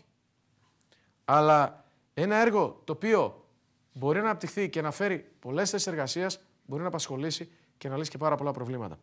Πάμε λοιπόν να δούμε τι λέει ο πρόεδρος των εργαζόμενων στο αρχαιολογικό τομέα, στο μετρό της Θεσσαλονίκης, ο κύριος Κυπριανίδης, τι είπε στη χθεσινή μας εκπομπή. Πάμε. Υπήρχε αυτό το τυπικό πρόβλημα με την αλλαγή ηγεσία στην Αττικό Μετρό. Στη σημερινή επικοινωνία που είχαμε με το Υπουργείο Υποδομών, το Γενικό Γραμματέα, μας αναφέρθηκε ότι είναι σε πολύ καλό στάδιο και είχαμε και επιβεβαίωση και από την Αττικό Μέτρο την ίδια, ότι αυτή την εβδομάδα υπογράφει τη συμπληρωματική σύμβαση. Βρέθηκε ο τρόπος που θα ξεπεραστεί το τυπικό πρόβλημα που αναφέρατε πριν λίγο. Οπότε και άμεσα θα αρχίσουν οι πρώτες προσλήψεις. Άμα θέλουν, πολλά είπαμε. Έχουμε πει πολλά χρόνια. Αυτό τώρα είναι μπηχτή για τους προηγούμενους που το κόλλησαν το έργο. Εγώ θα ρίξω μπηχτή γενικότερα όλα τα χρόνια για τη θέληση που υπήρχε όσον αφορά την κατασκευή του μετρό, την οποία την έχουμε αναλάβει πάρα πολλές φορές και βλέπουμε ότι οι λύσεις μπορούν να υπάρξουν φυσικά. Μάλιστα. Πάμε όμως στο σήμερα. Το σήμερα λοιπόν υπογράφεται αυτή τη βδομάδα η συμπληρωματική σύμβαση. Άμεσα θα αρχίσουμε να έχουμε προσλήψεις προσωπικού για τις αρχαιολογικές ανασκαφές, να ετοιμαστούν τα εργοτάξια ώστε να μπουν να αρχίσουν εργασία. Με δεδομένο ότι ανοίγουν 2 σταθμοί, κυρίως η Αγία Σοφία και η Πλατεία Δημοκρατίας, όπου θα χρειαστεί δυναμικό για τις αρχαιολογικές ανασκαφές, αυτό κουμπώνει ουσιαστικά και ενισχύει το γεγονός της υπογραφής συμπληρωματικής σύμβασης, που είναι ένα κομβικό σημείο για τη συνέχιση του μετρό. Ήταν ένα θέμα το οποίο ταλαιπωρούσε ουσιαστικά και μας είχε σε μια αγωνία για το ποιες ήταν οι σκέψεις όσον αφορά την επανέναρξη των εργασιών, όπως είχαν δηλωθεί στις 29 Δεκεμβρίου. Βλέποντας ότι ξεκινήσαμε μόνο σε 4 εργοτάξια εργασίες με μικρό προσωπικό, γιατί η απορρόφηση προσωπικού έχει ένα πρόβλημα ακόμα, γίνεται με μικρούς ρυθμούς, και μη υπογράφοντας συμπληρωματική στις 15 Γενάρη, άρχισαν οι αμφιβολίες να εντείνονται πάλι. Λογικό. Δεν έχει ξεπεράσει και λίγα. Έρχεται η νέα θέση της και δέσμευση ουσιαστικά του Υπουργείου Υποδομών να αλλάζει αυτή την κατάσταση, να μας φέρει νέα δεδομένα, να μας δείχνει ότι πάμε σε μια ολοκληρωτική επανεκκίνηση του έργου. Αυτό φαίνεται λοιπόν, ότι πάμε σε μια ολοκληρωτική επανεκκίνηση. Το παρακολουθούμε σιγά σιγά. Υπάρχει πολύ μεγάλο ενδιαφέρον από όλους τους Θεσσαλονικείς για το έργο και φυσικά εμείς παρακολουθούμε το ρεπορτάζ. Σας το δίνουμε το ρεπορτάζ. Βλέπετε με ακρίβεια, βλέπετε πώς κάθε μέρα επιβεβαιώνεται και φυσικά μπορούσα να πω κι άλλα και να δείξω κι άλλα σήμερα. Όχι, θα το κάνουμε αύριο, γιατί περιμένουμε κάποιες επιβεβαιώσεις. Γιατί ό,τι βλέπετε εδώ είναι έγκυρο και ισχύει. Και γι' αυτό και την επόμενη μέρα επιβεβαιώνεται. Σε κάθε περίπτωση μπαίνει σε ρυθμό το έργο, γιατί καλά ξεκίνησε τα κατασκευαστικά, αλλά το κλειδί για να ανοίξει τελείως το έργο ήταν οι αρχαιολόγοι. Γιατί αν δεν τελειώσει τα αρχαιολογικά δεν μπορεί να συνεχίσουν οι σταθμοί, καταλάβατε. Εκεί λοιπόν είναι το κλειδί. Το οποίο μάλλον μπαίνει στην πόρτα και θα ξεκλειδώσει μέχρι αύριο ή την Πέμπτη. Για να δούμε. Λοιπόν, αυτά και με το συγκεκριμένο θέμα. Τώρα διαβάζω κάποια μηνυματάκια που λέτε για Μικράς Ασίας με Εφέσου κοντά στο γήπεδο του ΠΑΟΚ. Υπάρχει ένα μεγάλο δέντρο, θα φύγει στην υπηρεσία. Χαριλάου Τζαβέλα που δεν έχει φως και κλέμουν συνεχώς, θα το δώσουμε. Ο Αρμενοπούλου πάνω από 3 χρόνια δεν έχει κλαδευτεί τα δέντρα. Ναι, θα το δώσουμε. Θα φύγει και αυτό στην υπηρεσία. Μπότσερ Μαντινίας που υπήρχε κτίριο του Δήμου Θεσσαλονίκης. Υπάρχει μια παράκα που την έχουν κάνει εργάτες του Δήμου. Μάλιστα. Το 2014 ο άντρας παρέδωσε τα χαρτιά και πήρε την αναλογία από το ΤΕΒΕ, αλλά παρέδωσε ταυτόχρονα και το ΙΚΑ. Τα χαρτιά του είχαν πει ότι στο τέλος του 2014 θα τα πάρουν. Ακόμα σύνταξη δεν ήρθε. Με διαδοχική θέλει 2-3 χρόνια μέσα στο νερό. Δημόσιος υπάλληλος 25 χρόνια μόνιμη καθηγήτρια, 59 ετών. Πότε μπορεί να βγει στη σύνταξη κτλ. Λοιπόν, κοιτάξτε να δείτε. Εσείς που έχετε 25 ετία, μπορείτε να βγείτε, αλλά στα 60. Και πρέπει να περιμένουμε, γι' αυτό βλέπετε λίγο επιφυλακτικό. Τώρα, Δελφών 112 που είναι μια διόρροφη κατοικία που πέθαναν οι ιδιοκτήτες, έχουν γεμίσει σκουπίδια. Αμάν, πώς είναι κληρονόμινο το θέμα. Τώρα, Εφέσου 5 που δεν υπάρχουν κάδοι, θα το δώσουμε στην υπηρεσία και αυτό. Έχω κάνει αίτηση στον ΟΓΑ τον Οκτώβριο επίδομα για άνεργες μητέρες και δεν πήρε τίποτα ακόμα, ενώ κάποιοι γνωστοί της τα πήρανε. Γιατί, πάτε στον ΟΓΑ, γιατί να ενημερωθείτε πού βρίσκεται το θέμα σας. Αυτό είναι πάρα πολύ σημαντικό. Τώρα, 57 χρόνια με 5.000 ένσημα πριν το 2009, αυτή τη στιγμή δεν εργάζεται. Αν δεν εργάζεστε, Πάτα αυτόματα στα 62 στην καλύτερη περίπτωση. Για βαρέα οικοδομικά αλλάζει κάτι? Όχι. Για τα τρόφιμα το είπα και έχω 2-3 μηνύματα ακόμα τα οποία θα τα δούμε αμέσως μετά τις διαφημίσεις. Καθώς, φίλες και φίλοι, μία πρώτη ώρα τελειώσαμε πολύ μεγάλη ενημέρωση με πάρα πολλά θέματα. Κάναμε μια πολύ ωραία βόλτα στην πόλη μας. Συνεχίζουμε με τους καλεσμένους μας. Καθώς, φίλες και φίλοι, οι δημοτικοί σύμβουλοι, 2 δημοτικοί σύμβουλοι, θα είναι εδώ να συζητήσουμε για τη Θεσσαλονίκη μας και να δούμε όλα τα θέματα αναλυτικά. Πάμε.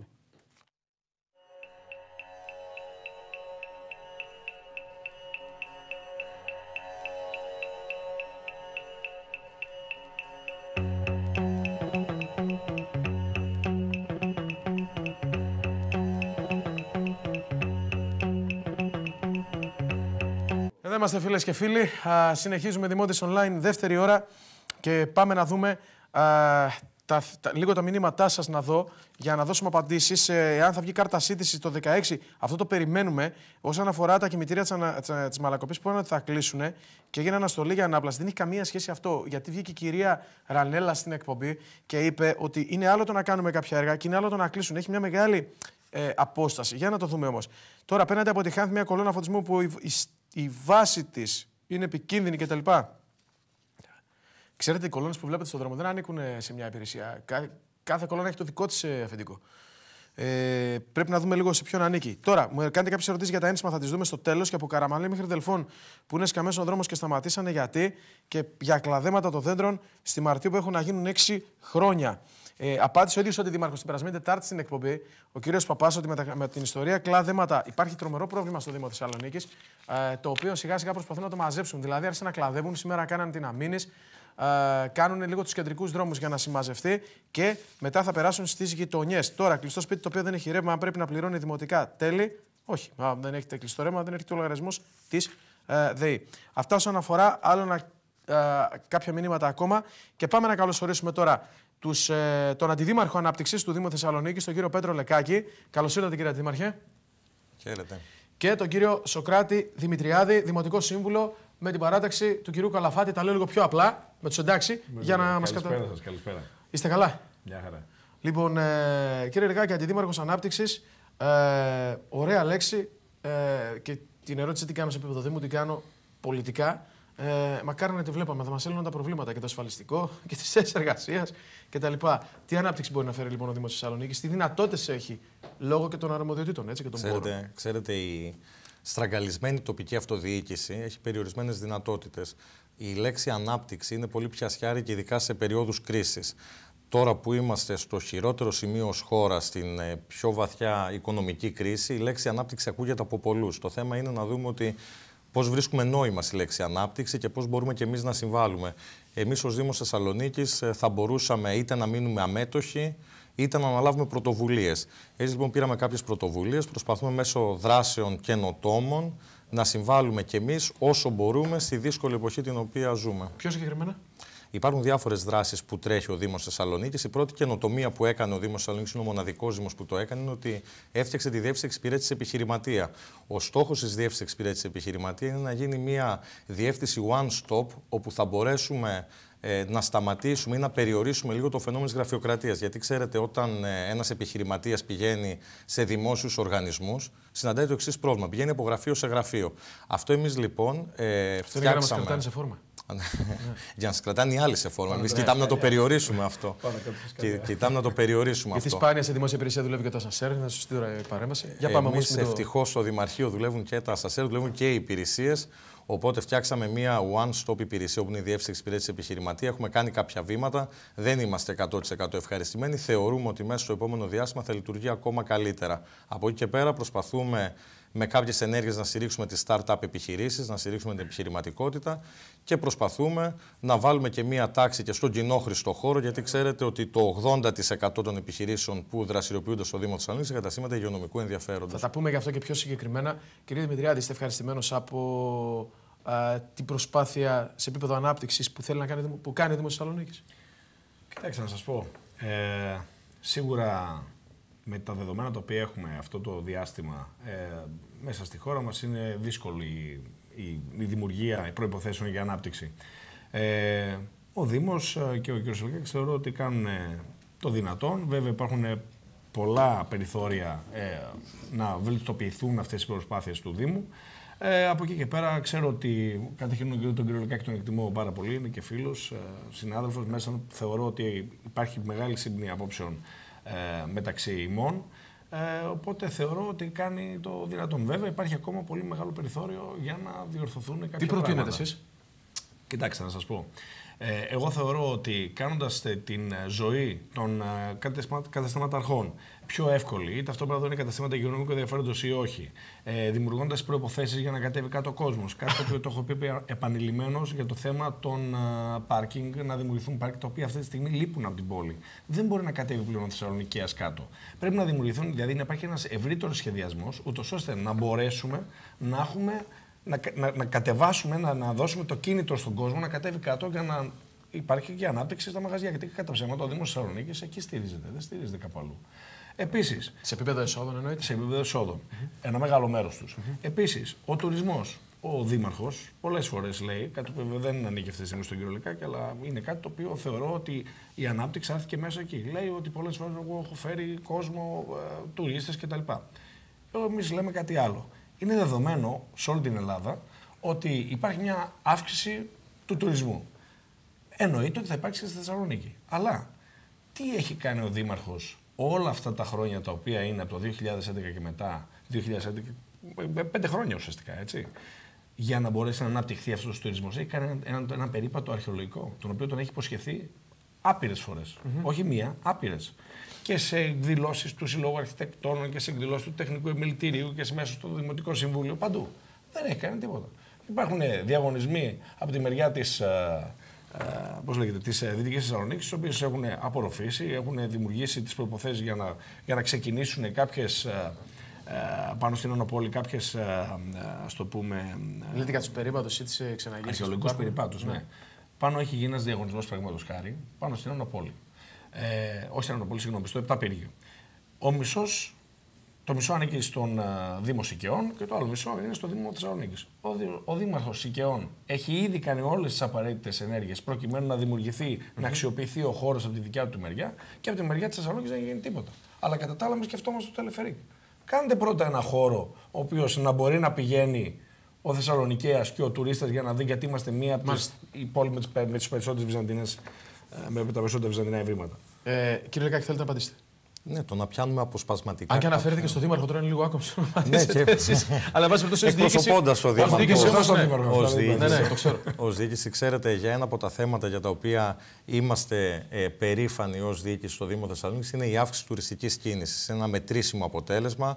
Ο συνάδελφος ο Σπύρος ο Πέγκας κάνει εξαιρετική δουλειά και ξέρετε, η τουριστική κίνηση είναι κάτι το οποίο μπορούμε να το μετρήσουμε και μπορούμε να δούμε το που ήταν η Θεσσαλονίκη πριν τη διοίκηση Μπουτάρη και το που είναι η Θεσσαλονίκη σήμερα. Το ότι υπάρχουν περιθώρια βελτίωσης, πάντα θα υπάρχουν περιθώρια βελτίωσης. Κυνηγάμε το καλύτερο, πάντα θα υπάρχουν περιθώρια βελτίωσης, αλλά τουλάχιστον για το κομμάτι της τουριστικής κίνησης και το συνδυασμό της με την ανάπτυξη της πόλης, είμαστε περήφανοι για τα αποτελέσματα που έχουμε πετύχει μέχρι τώρα. Τώρα, αυτό που πρέπει να αναπτυχθεί στην πόλη, και μένω λίγο στην Άνω Πόλη, επειδή έχετε επισκεφτεί και εσείς σε πολλές πόλεις, είμαστε από τους λίγους δήμους που έχουμε μια πολύ ωραία παλιά πόλη πλήρως αναξιοποιητή.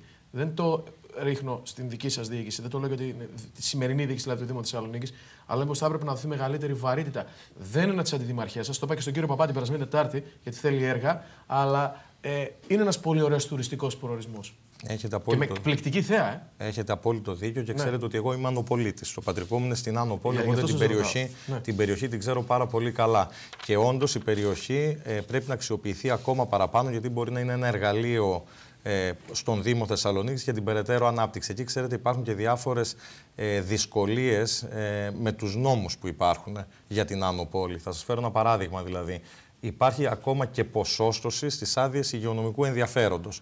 Υπάρχουν διάφορα τέτοια προβλήματα. Για να μην αλλοιωθεί ο χαρακτήρας. Για να μην αλλοιωθεί ο χαρακτήρας. Όπου εκεί πέρα θα μπορούσαν να γίνουν μεικτές χρήσεις, τουριστικές χρήσεις, τις οποίες και τις έχουμε δει και τις έχουμε σκεφτεί και κοιτάμε πώς μπορούμε να τις κάνουμε. Δηλαδή, η Άνω Πόλη θα γινόταν πάρα πολύ ωραία ένας τουριστικός περίπατος, όπου θα υπήρχε μεικτή χρήση από εμπορικά μικρά καταστήματα, τα οποία ενδεχομένως να πουλάνε κάποια είδη της πόλης, και μαγαζιά υγειονομικού ενδιαφέροντος, ώστε οι τουρίστες να μπορούν να απολαύσουν μία βόλτα στην παλιά πόλη.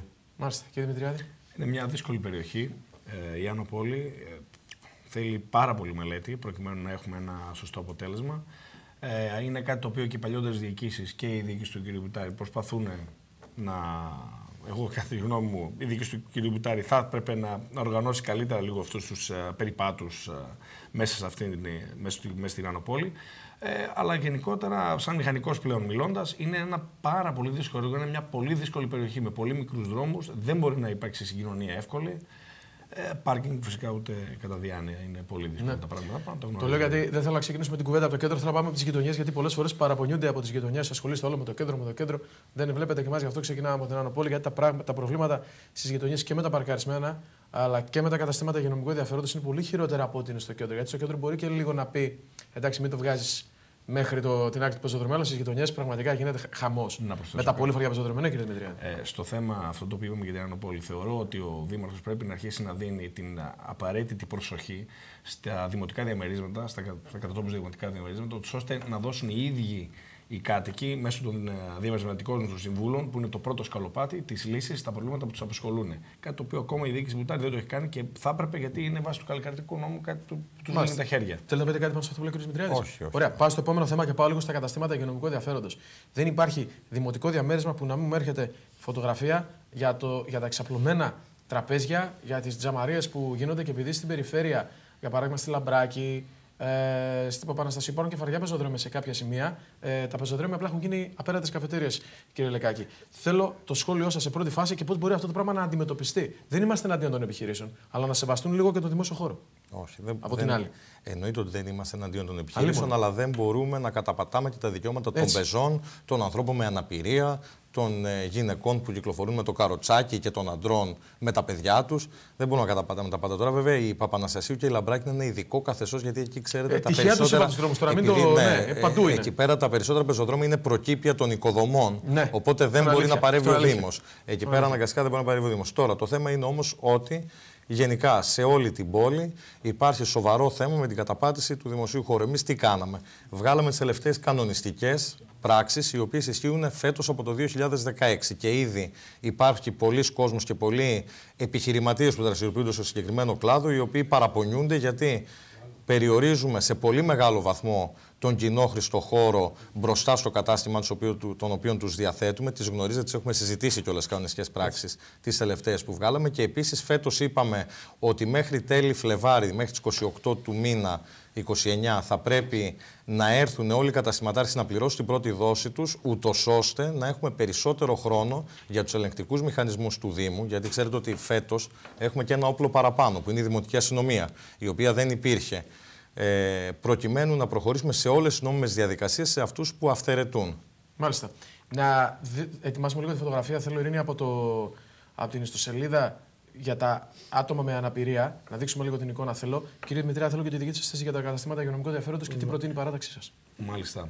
Κοιτάξτε, βασικά είναι να μπορέσουν οι καταστηματάρχες να μπουν λίγο σε τάξη κατά ψέματα. Εγώ αυτό που έχω να πω είναι ότι υπάρχουν οι μη παραβατικοί, ας το πούμε, καταστηματάρχες, έχουν αρχίσει να οργανώνονται, να συσπηρώνονται, να δημιουργούν μια ομάδα μεταξύ τους, οι οποίοι να μπορέσουν να βοηθήσουν την όλη κατάσταση, η οποία κατά ψέματα είναι πάρα πολύ δύσκολη.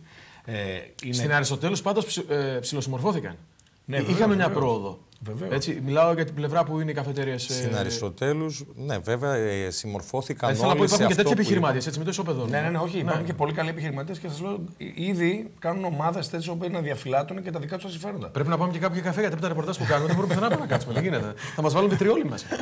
Με αυτά που δείχνουμε κάθε μεσημέρι. Λοιπόν, ολοκληρώστε μας, κύριε Δημητριάδη. Όχι, αυτό ήθελα να πω. Ουσιαστικά δεν υπάρχει κάτι. Πάμε να δείξουμε λίγο το ρεπορτάζ που έχουμε στην ιστοσελίδα μας αυτή τη στιγμή. Είναι μια εικόνα όπου βλέπουμε το άτομο με αναπηρία. Αν λίγο μπορούμε να το μεγεθύνουμε, υπάρχει δυνατότητα. Όπου δεν μπορεί να περάσει με το καρότσι όπως βλέπουμε, γιατί υπάρχει μια κατασκευή η οποία σαφώς και είναι παράνομη λόγω το ότι είναι στον οδηγό τυφλών. Έτσι. Άρα καταλαβαίνουμε ότι για να κάνει οποιοδήποτε Δήμος τον οδηγό τυφλών εκεί είναι δημόσιος χώρος και δεν είναι κάποιο προκήπιο. Τέτοια φαινόμενα πρέπει να εξελιχθούν και δείχνουν μεγαλύτερη, αν θέλετε, ευαισθησία όταν είναι άτομα για αναπηρία. Δεν πρέπει όμως να ασχολούμαστε μόνο με τα άτομα με αναπηρία. Πρέπει να ασχολούμαστε με όλους, έτσι, κύριε Λεκάκη. Βέβαια, κοιτάξτε. Δηλαδή υπάρχουν πεζοδρόμια στη Θεσσαλονίκη, πρέπει να κάνεις παρκούρ για να περάσεις. Είναι το. Έτσι, δεν είναι Ναι, δεν είναι και δεν είναι και αστείο αυτό. Είναι ακριβώς, σοβαρό αυτό που λέτε και είναι πολύ πιο σοβαρή εικόνα η οποία δείχνεται. Φυσικά, μόλις βλέπεις ένα άτομο με αναπηρία, έχεις μια παραπάνω ευαισθησία, αλλά εγώ το ξαναλέω ότι ο δημόσιος χώρος δεν είναι για τους καταστηματάρχες υγειονομικού ενδιαφέροντος. Ο δημόσιος χώρος είναι για τους δημότες, είναι για τους πεζούς. Και ένας χώρος από αυτούς, δηλαδή να σκεφτείτε στη τελευταία κανονιστική, λέμε ότι πρέπει να είναι και το 40% του πεζοδρομίου μόνο, είναι για τα καταστήματα υγειονομικού ενδιαφέροντος. Πρέπει να συμμορφωθούν, έχουμε βάλει στόχο να συμμορφωθούν. Το θέμα δεν είναι μόνο το να εκδίδεται η άδεια υγειονομικού ενδιαφέροντος, γιατί στην άδεια εμείς κοιτάμε να είναι τα πράγματα εκεί που πρέπει να είναι. Το θέμα είναι ο έλεγχος που γίνεται μετά. Μάλιστα. Και βέβαια να περιμένουμε κάποια στιγμή να δούμε και το ΦΕΚ, όπου επιτρέπει στη Δημοτική Αστυνομία και ελέγχους πέραν του κανονικού ωραρίου. Να μπορεί το βράδυ, τα Σαββατοκύριακα να λειτουργεί για να βάλει μια τάξη. Που εκεί ουσιαστικά αυτό ήθελα να πω, ότι το ωράριο είναι κάτι πολύ σημαντικό. Είναι κάτι σύνηθες, ας το πούμε, μέχρι κάποια ώρα, μέχρι τις 2, 3, 4 ώρα που μπορεί να υπάρξει μια αστυνόμευση από το Δήμο Θεσσαλονίκης. Παρατηρούνται μετά τις 4 φαινόμενα να απλώνονται και άλλα τραπέζια, να βγαίνουν και άλλες ομπρέλες. Όπως στη φωτογραφία βλέπουμε να παρκάρουν όπου θέλουν δυστυχώς οι συμπολίτες μας με γεωταχή, οι οποίοι θα πρέπει να σκεφτούν 2 φορές πριν παρκάρουν μπροστά από μια τέτοια διάβαση. Γιατί και τα άτομα με ειδικές ανάγκες και οι μανάδες με τα παιδιά, με τα καροτσάκια. Γενικότερα δημιουργούνται πολλά προβλήματα. Έχουν μπερδευτεί όμως πολύ, γιατί νομίζουν ότι οι ράπες αναπήρων είναι για να ανεβάσουν το αυτοκίνητο στα πεζοδρόμια, χωρίς να τα σπάνε στα κράσπεδα, όπως λέμε έτσι, λίγο πιο απλοϊκά. Αλλά τι να κάνουμε, έχουμε φτάσει εκεί τον πύχη. Δώστε μου και τη φωτογραφία με το φανάρι, κύριε Λεκάκη. Αυτό που θέλω να περάσουμε, δίνοντας αυτή τη φωτογραφία, σημειολογικά τη δείχνουμε, γιατί από ό,τι ξέρω, ο συγκεκριμένος επιχειρηματίας συμμορφώθηκε. Έτσι. Αλλά ξέρετε τι μου άρεσε? Ότι είδα πολλούς Θεσσαλονικείς να μην αποδέχονται αυτή την εικόνα. Έτσι, και το κάνανε αναπαραγωγή, αντέδρασαν και φυσικά δεν μπορούσε να κάνει διαφορετικά ο Δήμος Θεσσαλονίκης. Δεν είναι το θέμα. Ο Δήμος Θεσσαλονίκης ούτως ή άλλως θα έκανε αυτό που έπρεπε να κάνει. Απλά το θέμα είναι ότι εδώ οι δημότες κινήθηκαν άμεσα, όπου η φωτογραφία βγήκε σε ένα μέσο κοινωνικής δικτύωσης. Ήταν Κυριακή απόγευμα όταν έγινε αυτό. Και τη Δευτέρα το πρωί πήγαν οι υπηρεσίες, γράψανε τα πρόστιμα, κάναν τις συστάσεις, κάναν τις μηνύσεις. Και συμμορφώθηκε ο επιχειρηματίας. Το θέμα δεν είναι η συμμόρφωση μετά από αυτό. Το θέμα είναι να μην βλέπουμε αυτή την εικόνα. Ναι, κύριε Μητριάδη. Στην Επιτροπή Ποιότητας Ζωής, όταν ήρθαν και ψηφίσαμε τις κανονιστικές, είχαν έρθει και πάρα πολλοί εκπρόσωποι από τα καταστήματα υγειονομικού ενδιαφέροντος κυρίως. Αυτό το οποίο είπαμε ομόφωνα όλοι οι δημοτικοί σύμβουλοι στην Επιτροπή Ποιότητας Ζωής ήταν ότι πρέπει να βρεθεί μια χρυσή τομή μεταξύ των πεζών, των καταστημάτων και των γεωταχή. Αυτό θεωρώ ότι ήταν, όσες φορές ψηφίστηκαν κανονιστικές, αυτό είναι το ρεζουμέ της υπόθεσης και τελικά το αποδέχτηκαν όλοι. Τώρα από εκεί πέρα ότι υπάρχουν και κάποιοι καταστηματάρχες οι οι συμπολίτες μας οι οποίοι παραβαίνουν τον νόμο, είναι κάτι το οποίο δυστυχώς. Καλά, οι παράνομοι, οι παράτυποι πάντα θα υπάρχουν. Το θέμα είναι γιατί μιλάμε για προσβασιμότητα αυτή τη στιγμή, όπου εκεί πρέπει να λύσουμε πρώτα την προσβασιμότητα. Γιατί για παράδειγμα, Μητροπόλος με Καρόλου πρέπει να πάρει για να περάσει το πεζοδρόμιο, πρέπει να πάρει άδεια από αυτόν που κάνει τις δημόσιες σχέσεις στο μαγαζί. Έτσι. Για να περάσει χωρίς να έχει καρότσι ή να σε αμέ, για να περάσει απλά. Δεν γίνεται αυτό το δηλαδή. Δεν ξέρω, προσωπικά δεν το αποδέχομαι. Θεωρώ πάντως ότι με τις κανονιστικές. Όπως πάω και για καφέ εκεί. Μα όταν βλέπεις ένα μαγαζί το οποίο δεν σέβεται τον συμπολίτη σου, για ποιο λόγο να πας εκεί? Όχι, δεν με αφήνουν να κάτσω και να θέλω. Δεν έχω κανένα πρόβλημα. Δεν με νοιάζει. Ναι, ξέρετε γιατί έχουμε ζήσει καταστάσεις περίεργες όπου βλέπουμε και επιθέσεις σε προσωπικό. Και δεν το ζήσαμε όμως στο δικό μας Δήμο, το ζήσαμε δικό μας Δήμο ενώ το Δήμο Θεσσαλονίκης, καθότι δημοτική εταιρεία, και στον Εύωσμο. Το είδαμε. Αυτό κάποια στιγμή με τους ηλεκτρικούς μηχανισμούς πρέπει να λυθεί, δηλαδή πρέπει να ισχυροποιηθούν οι ηλεκτρικοί μηχανισμοί. Έτσι δεν είναι? Βεβαίως. Λοιπόν, πάμε στο επόμενο θέμα. Πιστεύετε ότι θα έρθει αυτή η χρυσή τιμή που λέμε για πεζούς και επιχειρήσεις ώστε να τελειώσουμε λίγο αυτό το κεφάλαιο? Εγώ πιστεύω ότι αυτό εδώ πέρα το κεφάλαιο θα καταφέρουμε να το κλείσουμε. Όπως είπατε πριν, φέρατε ένα παράδειγμα. Τα καταστήματα της πλατείας Αριστοτέλους. Ναι. Και εκεί για πολλά χρόνια ήταν παραβατικοί. Κάτσαμε σε ένα τραπέζι, συμφωνήσαμε και πλέον οι άνθρωποι τηρούν αυτό το οποίο τους έχουμε πει.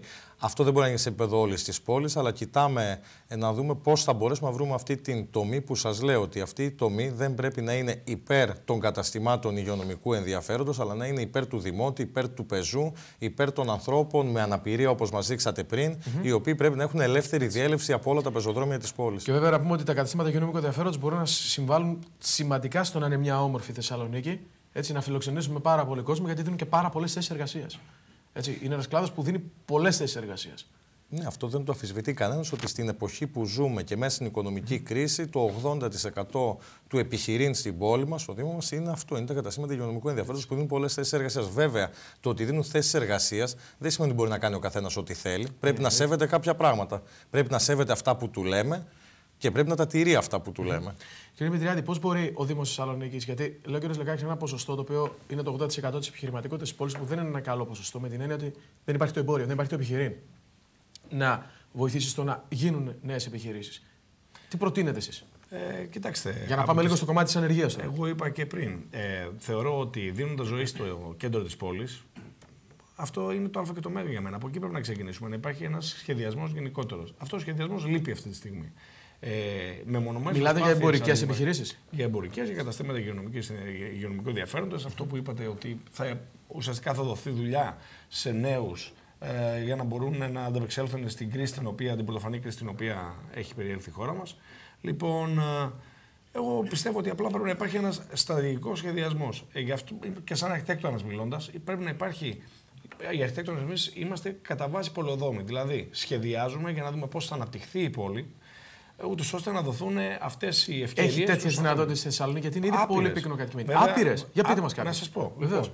Όταν έχουμε μια πόλη, εγώ θα σας πω, δεν θα σας πω ποιες είναι οι ευκαιρίες. Ευκαιρίες που να τις είχε πάρει η διοίκηση και να τις είχε κάνει έργο.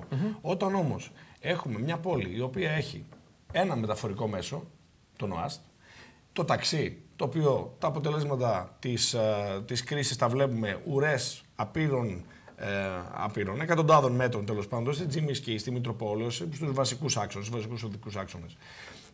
Όταν λοιπόν δεν έχουμε μια διοίκηση η οποία μπλοκάρει το μετρό συνέχεια. Με τον ΑΒ, Γ, τρόπο είδα ότι πριν είχατε και τα παιδιά τα οποία δουλεύουν στο μετρό. Εγώ θεωρώ ότι ο Δήμαρχος, αντί να γίνει ο πρώτος που θα πει πρέπει να γίνει το μετρό χθες, όχι μετά από 2 χρόνια, και να μην μπει στη διαδικασία αυτή να βάζει συνεχώς προσχώματα στην κατασκευή του, θεωρώ ότι κόβει τα φτερά της πόλης. Και δεν μιλάμε το μικρότερο μετρό σε όλο τον κόσμο. Θα τελειώσει πρώτα το μετρό της Καλαμαριάς, το κομμάτι της Καλαμαριάς, και δεν θα μπορέσουμε να έχουμε τον κεντρικό άξονα της Θεσσαλονίκης. Το θεωρώ πλέον τραγικό. Και έκανε ο Δήμαρχος για να ρίξει στάχτη στα μάτια του κόσμου των Θεσσαλονικαίων και 2 τύπης συνεδριάσεις του Δημοτικού Συμβουλίου, στις οποίες είπαμε ότι ναι, εμείς θέλουμε το μετρό. Μα πώς θέλουμε το μετρό? Όταν λέμε στην αρχή να μην βγάλουμε τα αρχαία από εδώ, να μην τα πάμε στο στρατόπεδο, να τα βάλουμε στην Αριστοτέλους, μετά όχι, να τα αφήσουμε τα αρχαία εκεί, να τα ξαναβγάλουμε και να ξατοποθετήσουμε. Μετά βγάζει άλλη, μετά από μισό χρόνο, όχι, να τα αφήσουμε in situ. Αυτά δεν είναι σοβαρά πράγματα. Πρέπει οπωσδήποτε να υπάρξει μια ανάπτυξη γενικότερη της πόλης. Ναι, ο Δήμαρχος Θεσσαλονίκης είναι μάλλον ο πρώτος που θέλει το μετρό, αλλά δυστυχώς οι συνάδελφοι της αντιπολίτευσης κάπου μπερδεύονται. Και εγώ να θυμίσω απλά ότι οι 2 συνεδριάσεις έχουν γίνει στον 1,5 χρόνο διοίκηση, έχουν γίνει άλλες 10 συνεδριάσεις στα προηγούμενα 4 χρόνια διοίκηση. Προκειμένου να συζητήσουμε για το μετρό, και το ξέρουμε όλοι ότι το μετρό δεν κολλάει από το Δήμο Θεσσαλονίκης, αλλά κολλάει από τα οικονομικά προβλήματα της αναδόχου της εταιρείας. Κόλλησε από τις αλλεπάλληλες εκλογές και αλλαγές κυβερνήσεων, κόλλησε από διάφορα τέτοια θέματα. Και ο Δήμος Θεσσαλονίκης είναι ο τελευταίος ο οποίος ευθύνεται για το ότι δεν έχει μετρό η πόλη. Αλλά αυτή είναι μια κουβέντα, άλλη και μεγάλη κουβέντα. Στο επίπεδο αυτό που είπατε όμως της απασχόλησης και της επιχειρηματικότητας, εμείς ήδη στο Δήμο Θεσσαλονίκης λειτουργούμε το Γραφείο Απασχόλησης σε συνεργασία με τη ΓΕΣΕ, το οποίο ήταν ένα βήμα που κάναμε την περασμένη χρονιά προκειμένου και ο Δήμος να μπορέσει να συμβάλλει στο μεγάλο θέμα της ανεργίας, και το οποίο έχει πάρα πολύ καλά αποτελέσματα στον πρώτο χρόνο της πιλωτικής λειτουργίας του.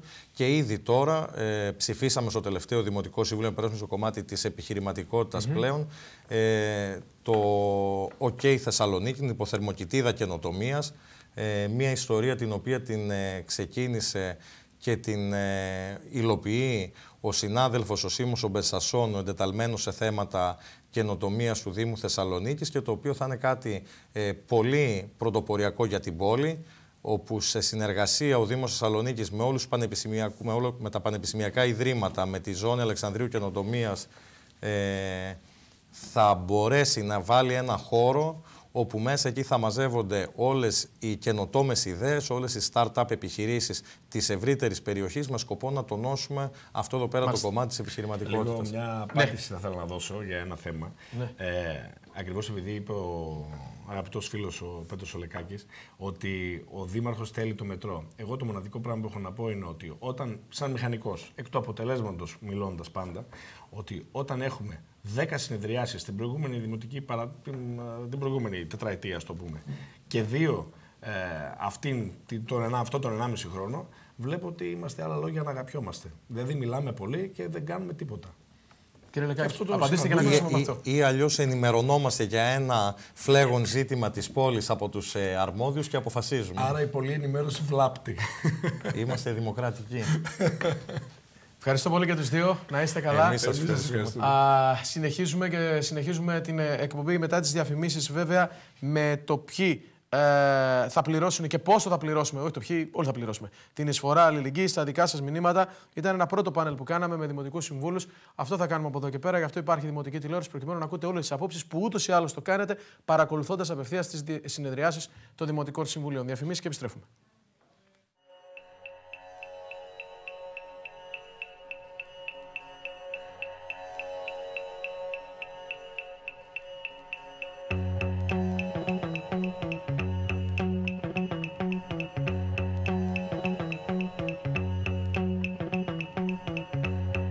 Είμαστε φίλες και φίλοι και μας λέει ο κύριος Παντσόπουλος εδώ ότι κάναμε ένα ρεπορτάζ παλιά Παπαζόλη Μαγίου Δημητρίου για το πρόβλημα που υπήρχε εκεί με τα πεζοδρόμια.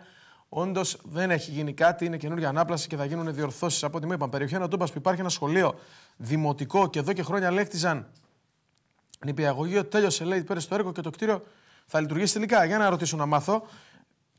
Γρηγορείο Παλαμά με Τσιμισκή που υπάρχει ένα εστιατόριο το οποίο δεν έχει βγάλει. Έχει βγάλει στο πίσω μέρος της οικοδομής Αραγωγό κατευθείαν την αστυνομία. Εδώ και 25 μέρες έσπασε ο κεντρικός αγωγός στην Τριανδρία Τρικούπη. Ήρθαν λέει και το έφτιαξαν, αναλάβησαν μια λωρίδα χωρίς μάρμαρο. Θα φύγει στην ΕΙΑΘ. Εδώ και 5 χρόνια δεν κλαδεύτηκαν τα δέντρα. Ναι, το ξέρουμε, το έχουμε πει. Η Τριανδρία ειδικά έχει μεγάλο πρόβλημα. Την άλλη Τετάρτη να πάνε στα ATM να πάρουν τη σύνταξή του στο ΙΚΑ. Ναι, το απόγευμα. Τρίτη έκνος άνεργος από το Δήμο Ρεοκάστρου μπορεί να πάρει τρόφιμα. Όχι, ο κάθε Δήμος είναι για το δικό του Δήμο και οι δικαιούχοι ξέρουν ποιοι είναι.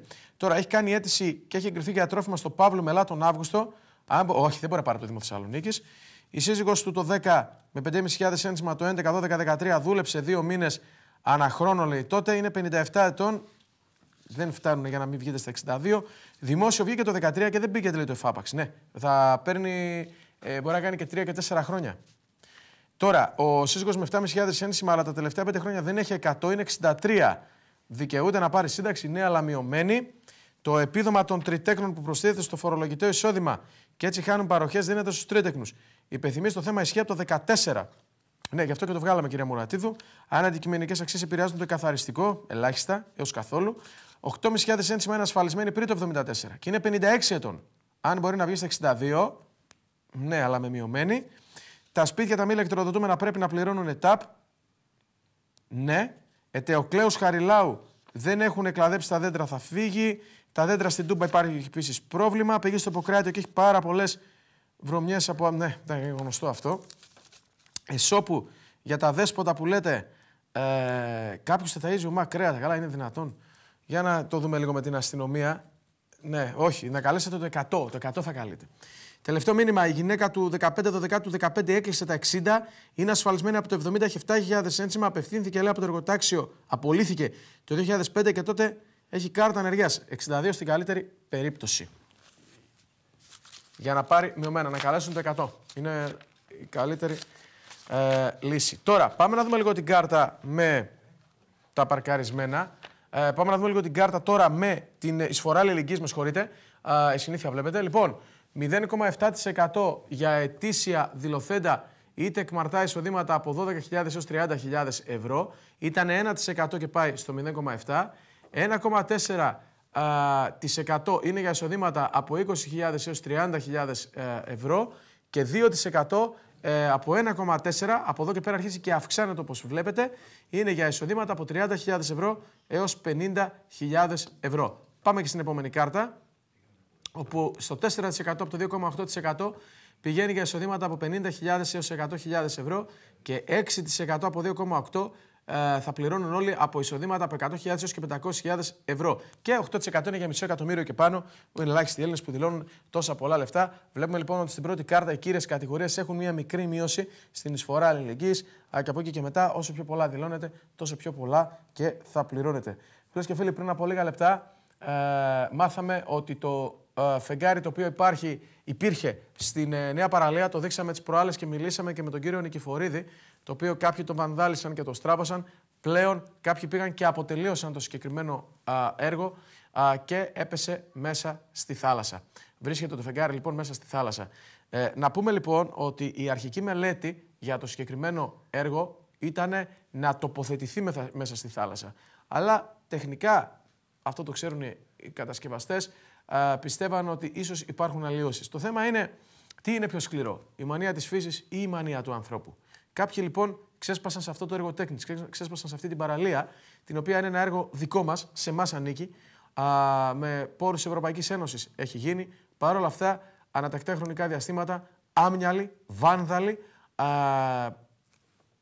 προκαλούν φθορές. Θα δούμε, γιατί οι εικόνες μόλις τώρα έφτασαν στην δημοτική τηλεόραση, θα έχουμε τη δυνατότητα σε πολύ λίγα λεπτά να δούμε εικόνες από το φεγγάρι, από ό,τι έχει απομείνει μάλλον από το συγκεκριμένο έργο, το οποίο πλέον κάποιοι το ήθελαν μέσα στο Θερμαϊκό. Και αν μπορείς να το δεις και με μια άλλη σκοπιά, τι έλεγε ο μελετήτης, μες στη θάλασσα. Ναι, μες στη θάλασσα βρέθηκε. Αλλά όχι με τον τρόπο τον οποίο και θα έπρεπε. Έχουμε τα πλάνα. Υπάρχει εικόνα για να δούμε και το συγκεκριμένο θέμα.